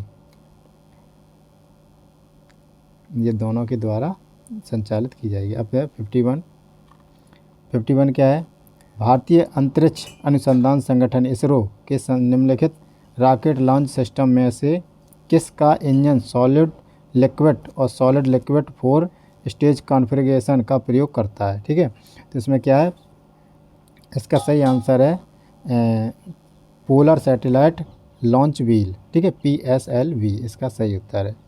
ठीक है, इसके बाद देखते हैं अगला प्रश्न है, प्रश्न नंबर 52 है। हाल ही में आयोजित एक बहुराष्ट्रीय शांति अभ्यास जो है कॉनक्वेस्ट 2022 निम्नलिखित में से किस देश ने आयोजित किया है। ठीक है, तो ये किस देश ने आयोजित किया है, ये जो है मंगोलिया ने आयोजित किया है। प्रश्न नंबर देखते हैं 53, इसमें क्या है, निम्नलिखित में से कौन सा शिलालेख कुषाण शासक कनिष्क के संबंध में जो बहुमूल्य जानकारी प्रदान करता है। ठीक है, तो ये कौन सा करता है, जैसे इसका क्या है, रवाटक या रवाटक शिलालेख जो है इसके बारे में सही संदर्भित करता है। अब देखते हैं अगला प्रश्न क्या है, जो है प्रश्न नंबर 54, एंटी रेडिएशन पिल्स के संबंध में निम्नलिखित कथनों पर विचार कीजिए। इसमें क्या है, ऑप्शन ए है 40 वर्ष से अधिक उम्र के लोगों के लिए अनुसंगत किया गया है। ऑप्शन बी है उन्हें मैग्नीशियम आयोडाइड टैबलेट के रूप में भी जाना जाता है। ऑप्शन सी है ये उपचारात्मक हैं और विकिरणों द्वारा किए गए क्षतिपूर्ति कर सकते हैं। ऑप्शन डी है ये पिल्स 100% सुरक्षा प्रदान नहीं करती। तो इसका क्या है, सही उत्तर है इसका, ये पिल्स सुरक्षा यानी 100% नहीं करती है। ठीक है, इसके बाद है अगला प्रश्न है, प्रश्न नंबर है 55, भारत के जो सांस्कृतिक इतिहास के संदर्भ में निम्नलिखित कथनों में से कौन सा कथन ईश्वर कृष्ण का सर्वाधिक उपयुक्त वर्णन करता है। ठीक है, तो इसमें क्या है, आरंभिक मध्ययुगीन उड़ीसा के एक शैव संत। ऑप्शन बी है 8वीं शताब्दी ईस्वी में एक असम का राजा था। ठीक है, उसके बारे में। या सी है दर्शन शास्त्र में 6 भारतीय जो है दर्शनों में से एक से संबंधित दार्शनिक है। ठीक है, और ऑप्शन डी है मध्यकालीन का एक विधि निर्माता है। तो इसमें क्या, ऑप्शन सी सही है, जिसे सठ दर्शन बोलते हैं उसकी बात है। अब देखते हैं अगला प्रश्न है,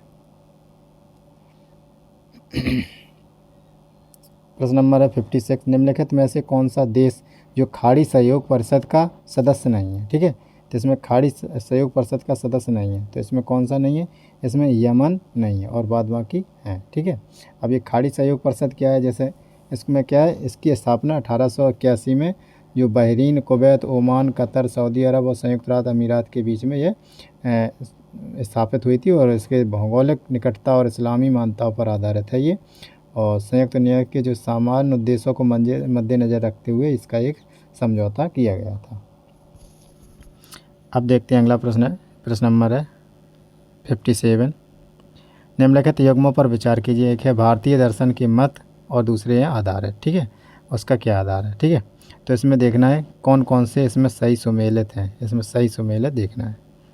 तो इसके देखना है कौन से कथन सही सुमेलित हैं। तो इसमें सांख्य जो है, ठीक है, सांख्य दर्शन क्या है, यह वास्तविकता में जो दो सिद्धांतों से बनी है, एक महिला और दूसरा पुरुष। ठीक है, और इसका क्या है, प्रकृति और पुरुष से रिलेटेड है, तो ये आपका सही है। दूसरा है न्याय दर्शन। न्याय दर्शन क्या है, जो तार्किक सोच है और इसे तकनीक को माना जाता है। ठीक है, तो ये भी आपका सही है। तो इसमें क्या है, वेदांत जो है उपनिषद का हिस्सा है, ये भी सही है। तो इसके कौन है, तीनों के तीनों ही सही है। अब देखते हैं प्रश्न नंबर 58, भारतीय क्षेत्रीय नेविगेशन जो उपग्रह प्रणाली IRNSS या NAVIC के बारे में निम्नलिखित में से कौन सा कथन सही नहीं है। इसमें क्या 3 कथन सही है, हमें गलत कथन फाइंड करना है। अब कथन नंबर ऑप्शन नंबर 1 है, यह अमेरिका के ग्लोबल पोजीशनिंग सिस्टम यानी GPS की तरह भारत का अपना सैटेलाइट नेविगेशन सिस्टम है। इसमें कुल 8 सैटेलाइट हैं जबकि 7 सक्रिय हैं। 3 सैटेलाइट को जियो सिंक्रोनस ऑर्बिट और 4 को जियो स्टेशनरी ऑर्बिट में स्थापित किया गया है। और इसमें क्या है, IRNSS का नाम बदलकर बस 2016 में NAVIC का नाम दिया गया। ठीक है, तो इसमें क्या है, इसका सी ऑप्शन जो है ये गलत है, इसलिए इसका सही आंसर सी हो जाएगा। ठीक है, अब इसमें क्या है, जो इसके बारे में थोड़ा है, जो कौन सी है इसका थोड़ा, ठीक है, और ये तीनों के तीनों ऑप्शन सही हैं। और इसके बाद इसकी गलती जो है, इसमें क्या है, जीन सैटेलाइट की बात है। तो इसमें क्या है,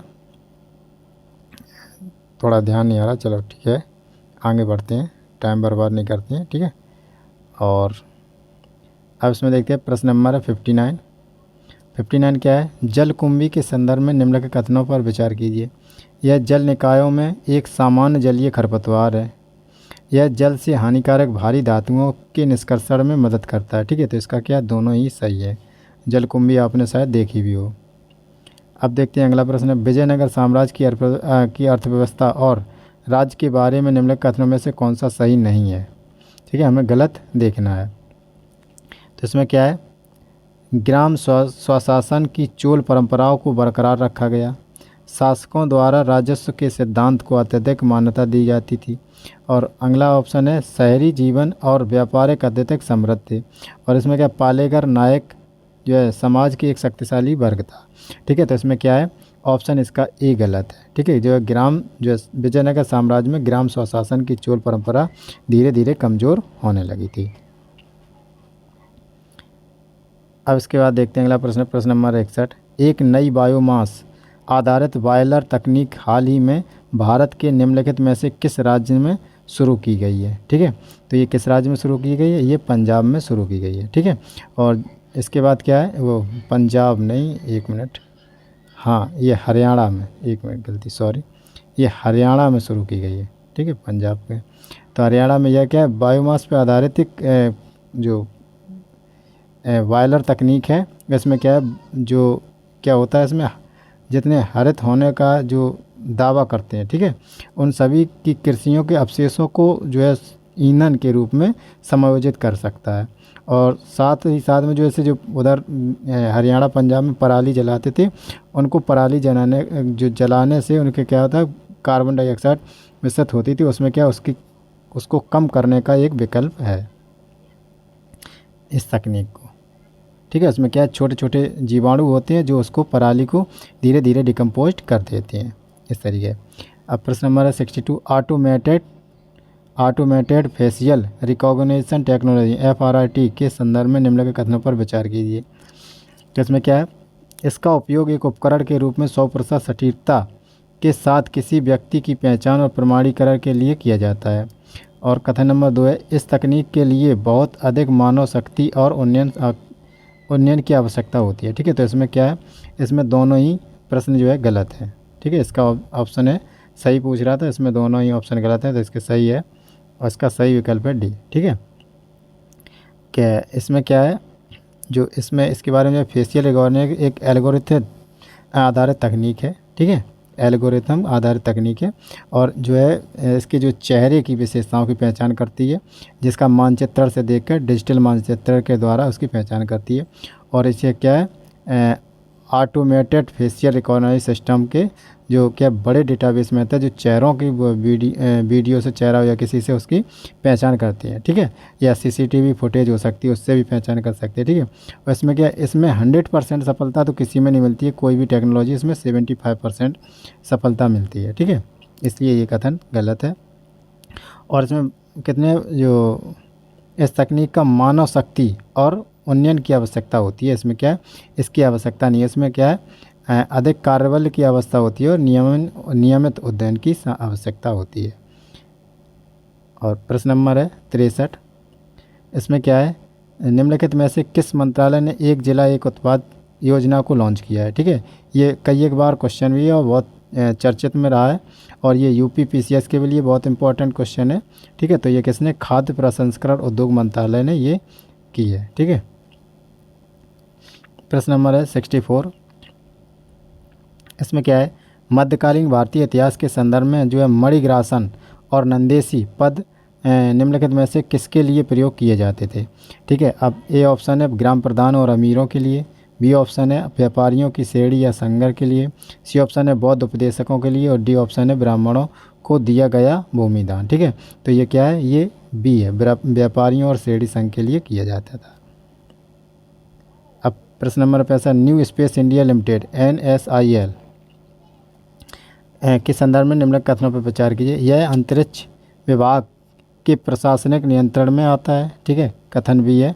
कथन नंबर 2 है, यह भारतीय अंतरिक्ष क्षेत्र में निजी क्षेत्र में बुनियादी ढांचे का उपयोग करने हेतु समान अवसर प्रदान करने के लिए बनाया जाता है। ठीक है, तो इसका क्या है, उपयुक्त में से कौन सा कथन सही है, तो इसका केवल एक सही है।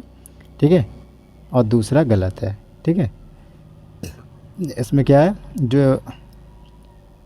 जो भारतीय अंतरिक्ष संवर्धन है उसमें क्या प्राधिकरण इन स्पेस की बात है, और इन स्पेस के भारतीय अंतरिक्ष क्षेत्र में निजी क्षेत्र की बुनियादी ढांचे का उपयोग करके जो है किया गया है। ठीक है, इसलिए ये ऑप्शन 2 गलत है, अवसर प्रदान किया गया है। अब देखते हैं अगला प्रश्न है, प्रश्न नंबर 66। क्या है, वायरस की विशेषताओं के संबंध में निम्नलिखित कथनों पर विचार कीजिए। वायरस, कथन नंबर 1 है, वायरस की आनुवंशिक सामग्री या तो डीएनए या आरएनए की से बनी होती है, लेकिन दोनों से मिलकर नहीं बनी होती है। वायरस में केंद्रक जीवद्रव कोशिकाओं का अभाव होता है। उसके कथन नंबर 3 है, उसके पास स्वयं की एंजाइम प्रणाली का अभाव होता है। ठीक है, तो इसमें क्या है, कौन से कथन सही है, तो इसमें तीनों ही कथन सही है ये वायरस के उपलक्ष्य में। ये बहुत ही इंपॉर्टेंट क्वेश्चन है। ठीक है, साइंस और टेक में ऐसे क्वेश्चन जो चर्चित में रहते हैं वो ज़्यादा आते हैं। अब प्रश्न नंबर 67, ट्रांस फैटी एसिड के बारे में निम्नलिखित कथनों में से कौन सा सही है। अब ऑप्शन ए है, क्या जो ट्रांस वसा का उत्पादन केवल कृत्रिम विधियों द्वारा के माध्यम से ही किया जाता है, यहाँ पर केवल शब्द आ गया। ठीक है, अब ट्रांस वसा असंतृप्त वसा अम्लों की तुलना में हृदय रोग की अपेक्षाकृत जोखिम पैदा करता है।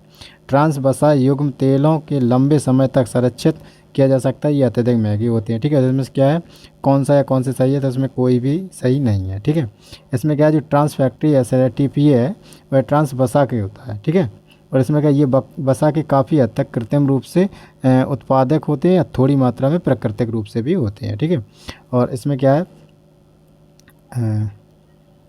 जो TPA होता है, TPA जो है तेल युक्त के लंबे समय तक संरक्षित किया जा सकता है, और वे भोजन को वांछित आकार या बनावट देते हैं, और जो आसानी से जैसे शुद्ध घी को प्रतिस्थापित कर सकते हैं। इसमें लागत जो है तुलनात्मक रूप से बहुत कम होती है, इस प्रकार से इसमें लाभ में वृद्धि होती है। ठीक है, इसमें लंबे समय की बात की गई। प्रश्न नंबर है 68, निम्नलिखित में से किस शिलालेख में कवि कालिदास और भास का नाम दर्शाया जाता है। ठीक है, इसमें कवि कालिदास और भास का नाम दर्शाया जाता है, ये किस में दर्शाया जाता है, ऐहोल शिलालेख में। ठीक है, ये बहुत इंपॉर्टेंट है, पिछली बार मिलान करने के लिए आया था क्वेश्चन। प्रश्न नंबर है 69, इसमें क्या है, गेगो के संबंध में निम्नलिखित कथनों पर विचार कीजिए। कथन नंबर 1 है, इंडियन गोल्डन गेगो केवल उड़ीसा और आंध्र प्रदेश में स्थानिक हैं, और गेगो अटलांटिक को छोड़कर सभी महाद्वीपों में पाए जाते हैं। उपयुक्त में से कौन से कथन सही है। ठीक है, तो इसमें क्या है, जो गेगो है जीवों के सरीसृप श्रेणी को अंतर्गत आते हैं, और इसे अंटार्कटिक को छोड़कर सभी महाद्वीपों में पाए जाते हैं, तो ये ऑप्शन नंबर बी सही है। ठीक है, और ए जो है ये गलत है, क्योंकि इसमें केवल जैसा शब्द आ गया। ठीक है, तो ये क्या है, ये गलत है। अब क्या है, इसमें जो इसके बारे में अगर देखें तो इंडियन गोल्डन एगो है, जो ये तमिलनाडु, उड़ीसा और आंध्र प्रदेश के लिए जो स्थानिक रूप से माने जाते हैं, और ये वन्यजीव संरक्षण अधिनियम के 1972 के तहत ये अनुसूची नंबर 1 में रेड लिस्ट में शामिल है, जो कम चिंतनीय है। क्रिटिकल इंडेंजर नहीं, लेकिन इंडेंजर में शामिल है। ठीक है, और जो इसका जो है टोके गेको के संरक्षण भी इसे प्राप्त है। तो ये सरीसृप वर्ग के जीव है। अब देखते हैं क्वेश्चन नंबर 70, ड्रोन शक्ति कार्यक्रम के संदर्भ में निम्नलिखित में से कौन सा कथन सही है। यह भारत में स्वदेशी ड्रोन विकसित करने के लिए DRDO का एकमात्र कार्यक्रम है। अब ऑप्शन नंबर बी, यह औद्योगिक प्रशिक्षण संस्थान ITI में ड्रोन स्टार्टअप और कौशल को बढ़ावा देने के लिए केंद्र सरकार की योजना है। और ऑप्शन नंबर सी, यह भारत और इजराइल के रक्षा मंत्रालयों के बीच जो अटैक ड्रोन बनाने के लिए सहयोग है। उपयुक्त में से कौन सा, यानी कोई भी सही नहीं है। ठीक है, तो इसका क्या है, ऑप्शन इसका बी सही है। ठीक है, जो इसके बारे में देखें, ड्रोन शक्ति जो क्या है, केंद्रीय बजट औद्योगिक प्रशिक्षण जो है संस्थान है, जिसे ITI बोलते हैं। ऐसे स्टार्टअप और स्किलिंग के माध्यम से ड्रोन को बढ़ावा दिया गया। ठीक है, तो अब देखते हैं अगला प्रश्न है। अगला प्रश्न क्या है, 71, निम्नलिखित युग्मों पर विचार कीजिए, एक तरफ शासक और दूसरी तरफ वंश। ठीक है, उपयुक्त में से कितने सही सुमेलित हैं, हमें देखना है कितने सही सुमेलित हैं। अब इसके बाद जो है ये देखना है कि जो महेंद्रपाल है वो प्रतिहार, भोजपाल है तो वो पाल, और गोविंद तृतीय राष्ट्रकूट, ध्रुव परमार। ठीक है, तो इसमें क्या है, जैसे जो महेंद्रपाल है वो प्रतिहार। ठीक है, इन्होंने क्या, महेंद्रपाल ने 850 ईस्वी में पिता के भोज के स्थान पर जो 909 ईस्वी में प्रतिहार का राज्य शासन किया था। ठीक है, तो इसमें एक ऑप्शन सही है। ठीक है, अब जो है भोज, ठीक है, इसमें क्या है, इसके शायद में भोज की बात में एक मिनट, जिसमें कौन, इसके जो वास्तविक शासक राजवंश के जो शासक थे वो कौन थे, भोज, और ये पाल नहीं थे। ठीक है, तो ये क्या है, जो राजवंश इसके शायद है वास्तविक, हाँ, प्रतिहार साम्राज्य के इसके शासक थे, इसलिए ये गलत है। ठीक है, और गोविंद तृतीय राष्ट्रकूट ये भी गलत है। ठीक है, एक गोविंद तृतीय राष्ट्रकूट, हाँ ये सही है, ये ध्रुव परमार गलत है। तो इसमें केवल 2 ऑप्शन सही है। ठीक है, 2 युग्म सही है। अब प्रश्न नंबर देखते हैं 72। भारत का पहला लिक्विड मिरर टेलीस्कोप हाल ही में निम्नलिखित में से किस स्थान पर स्थापित किया गया, तो ये कहाँ पर स्थापित किया गया है, ये नैनीताल में स्थापित किया गया। ठीक है, तो इसमें क्या है, एक बड़ी आकार का जो टेलीस्कोप है, इसके अंदर लिक्विड भरा है जो एक दूरबीन जैसा काम करता है, और वो जो उस तारों को बड़े आसानी से देख सकता है। ठीक है, और ये कहाँ पर स्थित है, ये उत्तराखंड में नैनीताल स्थित है। प्रश्न नंबर 73, यह सारनाथ स्तंभ के शीर्ष पर निम्नलिखित में से कौन से पशु का अंकन नहीं किया गया। ठीक है, तो इसमें देखेगा घोड़ा, हाथी, बाघ और सांड। ठीक है, तो इसमें क्या, बाघ का अंकन नहीं किया गया। प्रश्न नंबर है 74, इसमें क्या है, निम्नलिखित में से कौन संस्कृत काव्य जो है किराता अर्जुनियम के लेखक थे, जिसने किराट या पहाड़ पर रहने वाले शिकारी के भेष में अर्जुन और भगवान शिव के बीच का युद्ध का वर्णन किया है। ठीक है, तो ये कौन थे, ये भारवी थे। ठीक है, इसके बाद है प्रश्न नंबर 75, निम्नलिखित में से कौन सी जो वेब है 3.0 की एक अनिवार्य विशेषता नहीं है। ठीक है, तो ये कौन सी केंद्रीकरण एक अनिवार्य विशेषता नहीं है, बाद बाकी तीनों ही है। ठीक है, अब इसके बारे में जानना चाहे तो इसमें क्या है, जो वेब 3.0 है वो इसके एक विकास के लिए जो है पुनरावृत्ति का चरण है, जो प्रतिपादन के रूप में, और इसमें विघटनकारी ये भी हो सकता है, और 2.0 था उससे बड़े पैमाने पर इसमें बदलाव करके बनाया गया। और ये क्या, विकेंद्रीय अधिक उपलब्धता कराता है और अधिकतम उपयोगकर्ताओं को जो है उपयोग करने की वो देता है। ठीक है, अनुमति देता है, ये वेब 3.0 का रहस्य। अब इसके बाद देखते हैं प्रश्न नंबर 76, निम्नलिखित युग्मों पर विचार कीजिए। एक दर दिए नृत्य परंपरा के प्रकार, उधर दिए लोकप्रिय राज्य। ठीक है, इसमें नृत्य के बारे में पूछा गया। ठीक है, तो इसमें क्या है, जो पगती बेसालू है, पगती बेसालू कहाँ है, आंध्र प्रदेश और तेलंगाना को जो कृष्णा जिले में लोकप्रिय परंपरा है, तो ये क्या, ये सही है। ठीक है, तो इसके बाद देखते हैं बूटा कोला। बूटा कोला कहाँ है, बूटा कोला जो है दक्षिण पूजा जो है कन्नड़, दक्षिण पूजा जो है कन्नड़ और उनके उत्तर कन्नड़ के रूप में जो कर्नाटक में जो तुलु भाषी की बेल्ट जाती है उसमें प्रचलित है, तो ये भी सही है। ठीक है, अब थेयम और यक्षगान। ठीक है, थेयम कहाँ का है, इसमें दोनों ही अलग हैं, तो ये क्या है, दोनों ही गलत है। ठीक है, इसमें क्या है, ये एस टाइप का है शायद है, यक्षगान इधर इधर, तो ये क्या, 2 युग्म केवल इसमें सही है। अब प्रश्न नंबर देखते हैं 77, इसका क्या है, निम्नलिखित कथनों पर विचार कीजिए। जो फरीद उद दीन गज ए शकर के कुछ छंदों का उपयोग जो उल्लेख सिक्कों के पवित्र ग्रंथ आदि ग्रंथ में मिलता है। ठीक है, और अगला कथन है, निजामुद्दीन औलिया ने यौगिक श्वास जो अभ्यास को इतना अपनाया कि योगी उन्हें सिद्ध या परिपूर्ण कहने लगे। ठीक है, उसके बाद कथन नंबर 3, कुतुबुद्दीन जो है बख्तियार काफ़ी निजामुद्दीन औलिया के प्रमुख शिष्य थे। तो इसमें क्या कौन सा सही नहीं है, ठीक है, हमें गलत देखना है। तो गलत देखना है तो उसके बाद क्या है, इसमें केवल तीसरा ये जो है ये गलत है और बाद बाकी सही है, इसलिए इसका सही उत्तर हो जाएगा तीसरा, ठीक है। तो इसमें क्या है, जो बख्तियार के काफ़ी निजामुद्दीन औलिया के प्रमुख शिष्य थे, ठीक है। इसमें दिया गया शेख निजामुद्दीन औलिया जो थे वो कौन थे, महबूब इलाही नाम से इन्हें जाना जाता था, ठीक है। और इसमें क्या है, ये जो मुजुद्दीन चिश्ती के प्रमुख शिष्य थे, ठीक है। तो इसलिए ये तीसरा कथन गलत है। अब प्रश्न नंबर देखते हैं 78। इसमें क्या है, निम्नलिखित कथनों पर विचार कीजिए। कथन नंबर 1, प्रोजेक्ट नेत्रा भारतीय उपग्रह को के अपशिष्ट और अन्य खतरों का पता लगाने के लिए जो है अंतरिक्ष एवं प्रारंभिक चेतावनी प्रणाली है। और कथन नंबर 2 है, इसे DRDO द्वारा विज्ञान एवं प्रौद्योगिकी विभाग के सहयोग से विकसित किया गया है, ठीक है। तो इसका क्या है, इसका केवल 2 कथन सही है, एक ये गलत है, ठीक है। यह जो प्रोजेक्ट नेत्रा के बारे में जान लेते हैं, जो network for space object tracking या एनालिसिस नेत्रा जो परियोजना है, यह क्या अंतरिक्ष में एक प्रारंभिक चेतावनी प्रणाली है, ठीक है।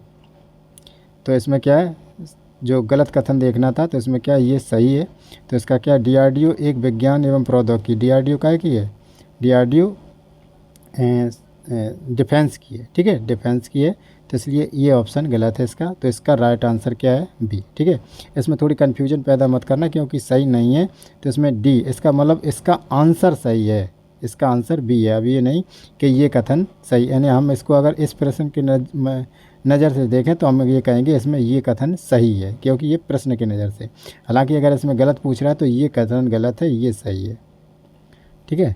तो आप थोड़ी कन्फ्यूजन मत होना। और इसके बाद देखते हैं प्रश्न नंबर है 79, जिसमें एक तरफ दी गई है जिनमें मिलान करना है रचनाएं और विशेषताएं, ठीक है। इसमें देखना है कितने युग्म सही नहीं है, ठीक है, सही सुमेलन नहीं, इसमें सही नहीं है, ठीक है। तो इसमें क्या है, ललित विस्तार, धर्मनिरपेक्ष प्रकृति, आगंतुर निकाय आजीविका की आलोचना, धर्मसूत्र ब्राह्मणवादी रचना, और इसमें क्या है, थोरी गाथा युवा विच्छियों के छंद, ठीक है। तो इसमें क्या है, इसका देखना है कि कौन से युग्म सही नहीं है। तो इसमें क्या है, 3 युग्म इसके सही नहीं है, ठीक है। क्योंकि जो ललित विस्तार है ये क्या है, संस्कृत जो महायान जो बौद्ध सूत्र है, ठीक है, ये क्या है, महायान बौद्ध सूत्र है, ठीक है। इसके बाद देखते हैं जो शायद है अगंतुर निकाय है, ये बुद्ध मक्खली लोग गोसाल के एक मूर्ख व्यक्ति के वर्णित है, ठीक है। तो इसलिए अगंतुर निकाय भी गलत है। अब भगवती सूर, ठीक है, इसमें क्या है, अच्छा आलोचकों की आलोचना, हाँ ठीक है, अजीब का ये मतलब अगंतर सूत निकाय ये सही है। इसके बाद क्या है, क्योंकि ये अजीबकों की आलोचना है और इसमें जो है उनके मूर्ख व्यक्ति की वर्णन किया गया है, तो इसमें ये 2 सही है। भगवती सूत्र ये भी गलत है और गौरी गाथा ये भी गलत है। इसमें क्या 3 ऑप्शन गलत है, तो इसमें क्या 3, इसका सही आंसर 3 है, ठीक है। प्रश्न नंबर देखते हैं 80, हाल ही में समाचारों में देखा गया वज्र कवच, ठीक है, वज्र कवच है, यह रक्षा अनुसंधान एवं विकास संगठन द्वारा डिजाइन की गई एक उन्नत बुलेट प्रूफ जैकेट है, ठीक है। इसके बाद है, यह भारत द्वारा स्वदेशी रूप में विकसित किए गए कोविड-19 वैक्सीन है। यह एक कीटाणु शोधन प्रक्रिया है जो कोरोना योद्धाओं को अपने PPE के मास्क का पुनः उपयोग करने के लिए सक्षम बनाती है। यह हानिकारक विकिरणों और प्रदूषकों को अवशोषित करने वाली परावैज्ञानिक किरण है। तो इसमें क्या है, इसका ऑप्शन सी सही है। अब इसके बाद देखते हैं अगला प्रश्न, निम्नलिखित में से कौन सी सहकारी कैडेट सोसाइटी भारतीय रिजर्व बैंक के नियमित नहीं है, ठीक है। तो इसमें क्या है, इसका देखना है, तो शहरी सहकारी बैंक ये है, राज्य सहकारी बैंक ये भी है, जिला केंद्रीय सहकारी बैंक, प्राथमिक ऋण ये अलग है, ठीक है, ये नाबार्ड के तहत है। तो इसका सही आंसर हो जाएगा डी। प्रश्न नंबर देखते हैं 82, इसमें क्या है, युग्मों की जो है मिलान करना है, जो मिताक्षरा है और इसका है जीमूत वाहन, और इसमें क्या है फतवा आलमगीरी अकबर, ठीक है। और इसमें क्या है, सभा के हिंदी खुसरो, और जो है परिशिष्ट परिवर्तन, इसमें क्या है हेमचंद, ठीक है। तो इसका क्या है, इसके ऑप्शन है 3 वाला है ये सही है, और हमें सही से मेल देखना था, और ये एक 4 वाला ये सही है। ये दोनों गलत है, ठीक है। फतवा एक आलमगीरी जो है औरंगजेब का था, ठीक है। औरंगजेब ने जारी किया था। और इसमें क्या है, जो मिताक्षरा है, मिताक्षरा के किसके द्वारा, ये शायद में विज्ञानेश्वर द्वारा रचित है, ठीक है। इसलिए ये 3 और 4 सही है इसका आंसर। अब इसके बाद देखते हैं अगला प्रश्न है, प्रश्न नंबर है 83। निम्नलिखित गुप्त जो कथनों पर विचार कीजिए। यह क्या है, ये गुप्त काल में जो है उपारिका, कथन नंबर 1 है, गुप्त काल में उपारिका या विषयपति प्रांतीय अधिकारी थे। कथन नंबर 2 है, महादंड नायक गुप्त काल के दौरान मुख्य न्यायिक अधिकारी थे, ठीक है। उपयुक्त में से सही कथन हमें देखना है, ठीक है। तो इसका क्या है, दोनों ही कथन सही है, ठीक है। इसी के साथ आप जैसे हम ये क्वेश्चन सॉल्व करा रहे हैं, आप भी साथ साथ करते जाइए। और अगर आपको PDF चाहिए तो आप कमेंट करके बता दीजिए, हमारे टेलीग्राम चैनल का हम आपको लिंक दे देंगे, वहाँ से आप डाउनलोड कर सकते हैं। अगर आप किसी भी तरीके से अगर कोई भी जानकारी चाहते हैं तो आप कमेंट करके बताइए, हम आपको प्रोवाइड कर देंगे। अगर आप किसी भी सब्जेक्ट के रिलेटेड कोई PDF लेना चाहते हैं या कुछ भी लेना चाहते हैं वो बता दीजिए। हमारे पास स्टडी मटेरियल है वो पर्याप्त है, आप जब चाहें तब आप कमेंट करके बता दीजिए, हम आपको प्रोवाइड कर देंगे, ठीक है। तो इसका क्या है, प्रश्न नंबर है 84। निम्नलिखित में से किस सुल्तान को उसकी उदारता के कारण लाख बख्श के नाम से जाना जाता था, ठीक है। तो ये कैसे, कुतुबुद्दीन ऐबक को जाना जाता था। अब इसके बाद है 85 नंबर क्वेश्चन है, इसमें क्या है, निम्नलिखित में से कौन सी नदी अस्थिरता की परिघटना प्रदर्शित करती है, ठीक है। अस्थिरता मतलब कभी स्थिर नहीं रहती है। तो ये क्या है, ये कोसी नदी है, जो बंगाल का, जो बिहार का ऐसे शोक भी कहा जाता है, क्योंकि ये अपनी रास्ता बदलती रहती है, ठीक है। जो तटबंधों का निर्माण के दौरान इसमें अस्थायीता देखी जाती है, ये कभी एक सी नहीं रहती है, ठीक है। तो ये है। प्रश्न नंबर है 86 क्या है, भारत जो प्राचीन भारत में निम्नलिखित शासकों में से किस वंश के शासक ने दक्षिणा पथपति की उपाधि धारण की थी, ठीक है। तो ये किसने, सातवाहन ने की थी।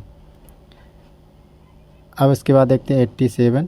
निम्नलिखित में से कौन सा कथन डेल्फी का सबसे सटीक वर्णन करता है, जिसे कभी कभी समाचारों में देखा जाता है, ठीक है।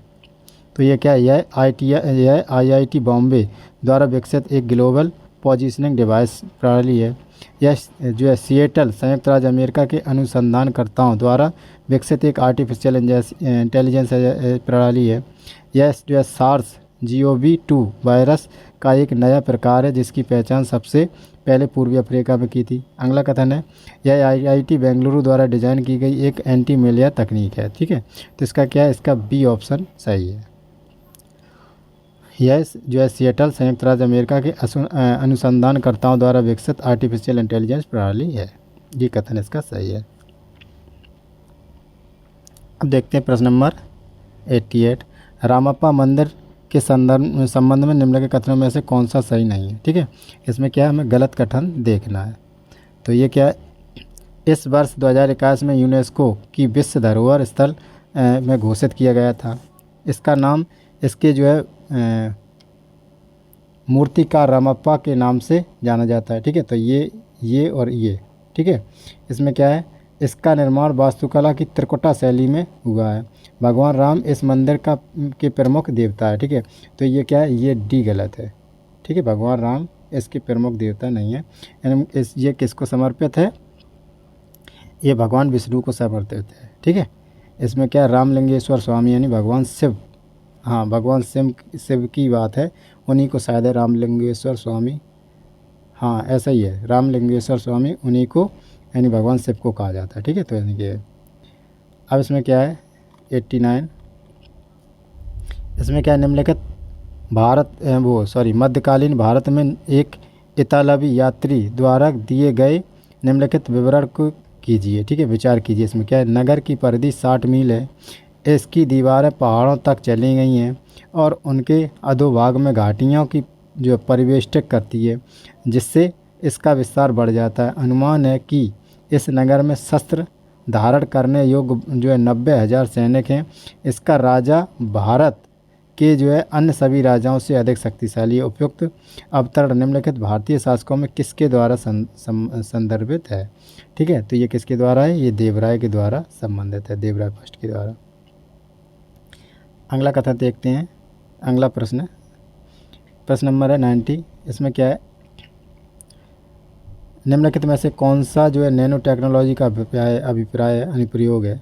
इसका उपयोग अधिक कुशल पर्यावरण सफाई के लिए किया जाता है। ठीक है, इसका उपयोग मानव प्रणाली में अधिक कुशल दवा वितरण के लिए किया जा सकता है और सशस्त्र बलों के लिए बेहतर गुणवत्ता वाले बॉडी आर्मर का निर्माण किया जा सकता है। कथन नंबर 4 है, इसका उपयोग सौर ऊर्जा से अधिक कुशल संग्रहण के लिए किया जा सकता है। ठीक है, तो इसका क्या है?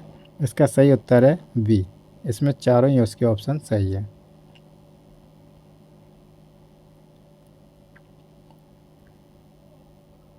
अब देखते हैं अगला प्रश्न है। प्रश्न नंबर 91 क्या है? जैन धर्म के संबंध में निम्नलिखित में से कौन से कथन या कौन से सही है? कथन नंबर 1 है, भगवती सूत्र में वर्धमान के माता पिता को जिन पार्श्वनाथ के अनुयायी बताया गया। ठीक है, दूसरा है, वर्धमान को ऋजुपालिका नदी के किनारे कैवल्य की प्राप्ति हुई थी। कथन नंबर 3 है, 23वें तीर्थंकर जो है नेमिनाथ थे जो बनारस में रहते थे। ठीक है, इसका क्या है? कौन से कथन सही है? तो इसका केवल 2 कथन सही है और ये दोनों ही गलत हैं। ठीक है, जिनका मतलब होता है विजेता। ठीक है, और ये पार्श्वनाथ पहले का वो थे, तीर्थंकर थे। ठीक है, इसके बाद क्या है? वर्धमान के माता पिता जो क्या है पार्श्वनाथ के अनुयायी के रूप में वर्णित हैं। किसमें? आंचरंग सूत्र में। ठीक है, आंचरंग सूत्र में है। और ये 23वें जो तीर्थंकर थे, ये 23वें तीर्थंकर जो थे वो क्या है? पार्श्वनाथ थे और ये बनारस में रहते थे। 23वें तीर्थंकर। ठीक है, 23वें तीर्थंकर। तो शायद पहले ध्यान नहीं आ रहे। ठीक है, तो इसका क्या है? सही उत्तर सी है। अब इसके देखते हैं प्रश्न नंबर 92। इसमें क्या है? प्रवाल के संदर्भ में निम्नलिखित कथनों पर विचार कीजिए। कथन नंबर 1, प्रवाल और शैवाल में पारस्परिक संबंध होते हैं। और कथन नंबर 2 है, कठोर प्रवाल गहरे और ठंडे पानी में रहते हैं। ठीक है, तो इसका केवल ए ऑप्शन सही है। ये प्रवाल और शैवाल जो पारस्परिक संबंध में रहते हैं, ये ठंडे पानी में नहीं रहते। ये क्या नॉर्मल या गर्म पानी में थोड़े जो जैसे बोलते हैं उथले पानी में या कठोर पानी में रहना पसंद करते हैं या रहते हैं ये। प्रश्न नंबर है 93।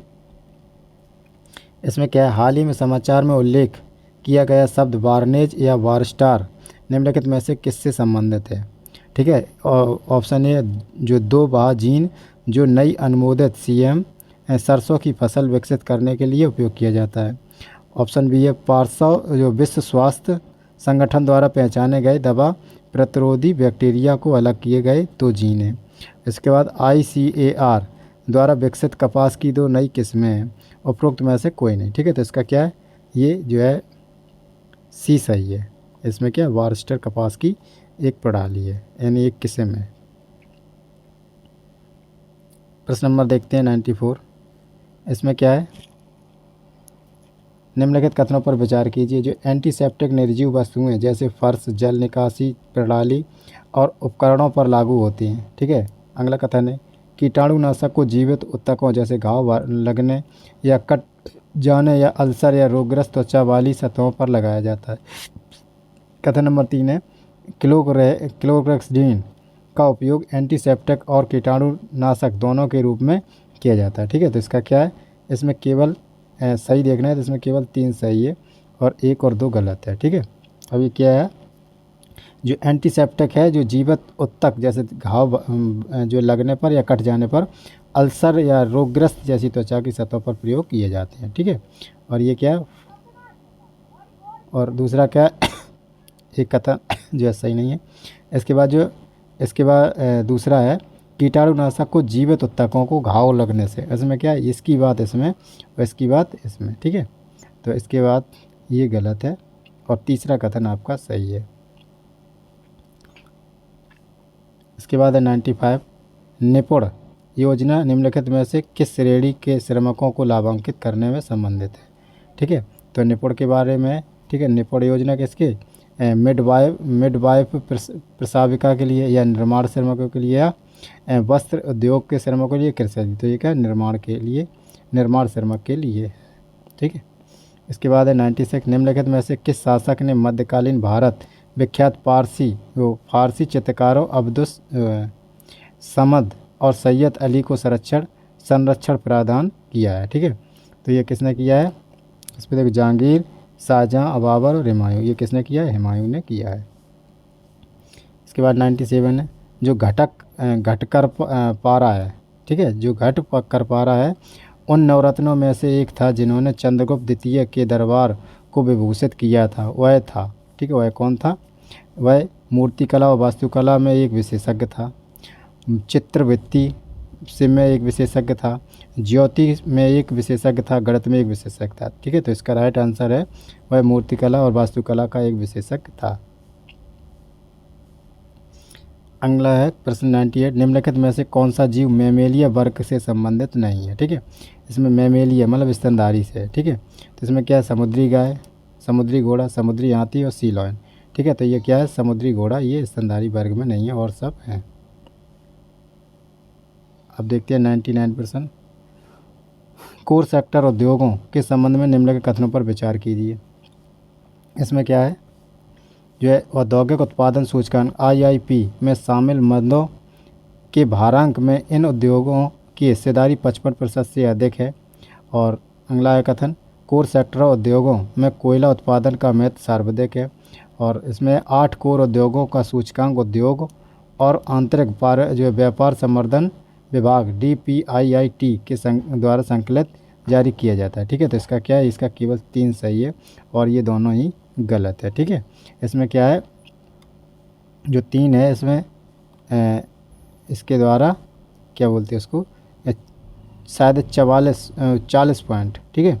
इसमें क्या 40.27% है इसलिए ये ऑप्शन गलत है, ठीक है। उसमें कोयला का उत्पादन नहीं होता है, इसमें भारांक के घटते हुए क्रम में होता है। इसमें जो पेट्रोलियम रिफाइनरी उत्पादन का ज़्यादातर यूज होता है, ठीक है। अब उसके बाद देखते हैं आज का अंतिम प्रश्न और 100 प्रश्न है, ठीक है। ये हमने 100 कर लिए। निम्नलिखित शासकों में से किसके शासनकाल के दौरान हिंदी साहित्य की शानदार कृतियों में से एक पद्मावत संकलित की गई थी, ठीक है। तो पद्मावत किसके द्वारा, शेरशाह सूरी के कार्यकाल में की गई, ठीक है। इसलिए हमने ये आज का भी वीडियो कंप्लीट कर लिया। अब इसके बाद जैसे क्रमबद्ध जो है 8, ये 8वीं थी, तो हम बताएंगे लगभग 20 से 25, अगर हमने 20 भी करवा दी, ठीक है, और अगर थोड़ी विजन IAS और ध्येय IAS की भी करवा दी तो लगभग आपके 3-4 हज़ार क्वेश्चन हो जाएंगे। जब 3-4 हज़ार क्वेश्चन हो जाएंगे, लगभग 4,000 क्वेश्चन अगर आपने ये कठिन कर लिए तो आपको प्री का परीक्षा करने में यकीन मानिए बहुत ही मदद मिलने वाली है। तो इसी के साथ ये वीडियो समाप्त हुआ। आपने वीडियो पूरा देखा, आपका बहुत बहुत धन्यवाद। नमस्कार।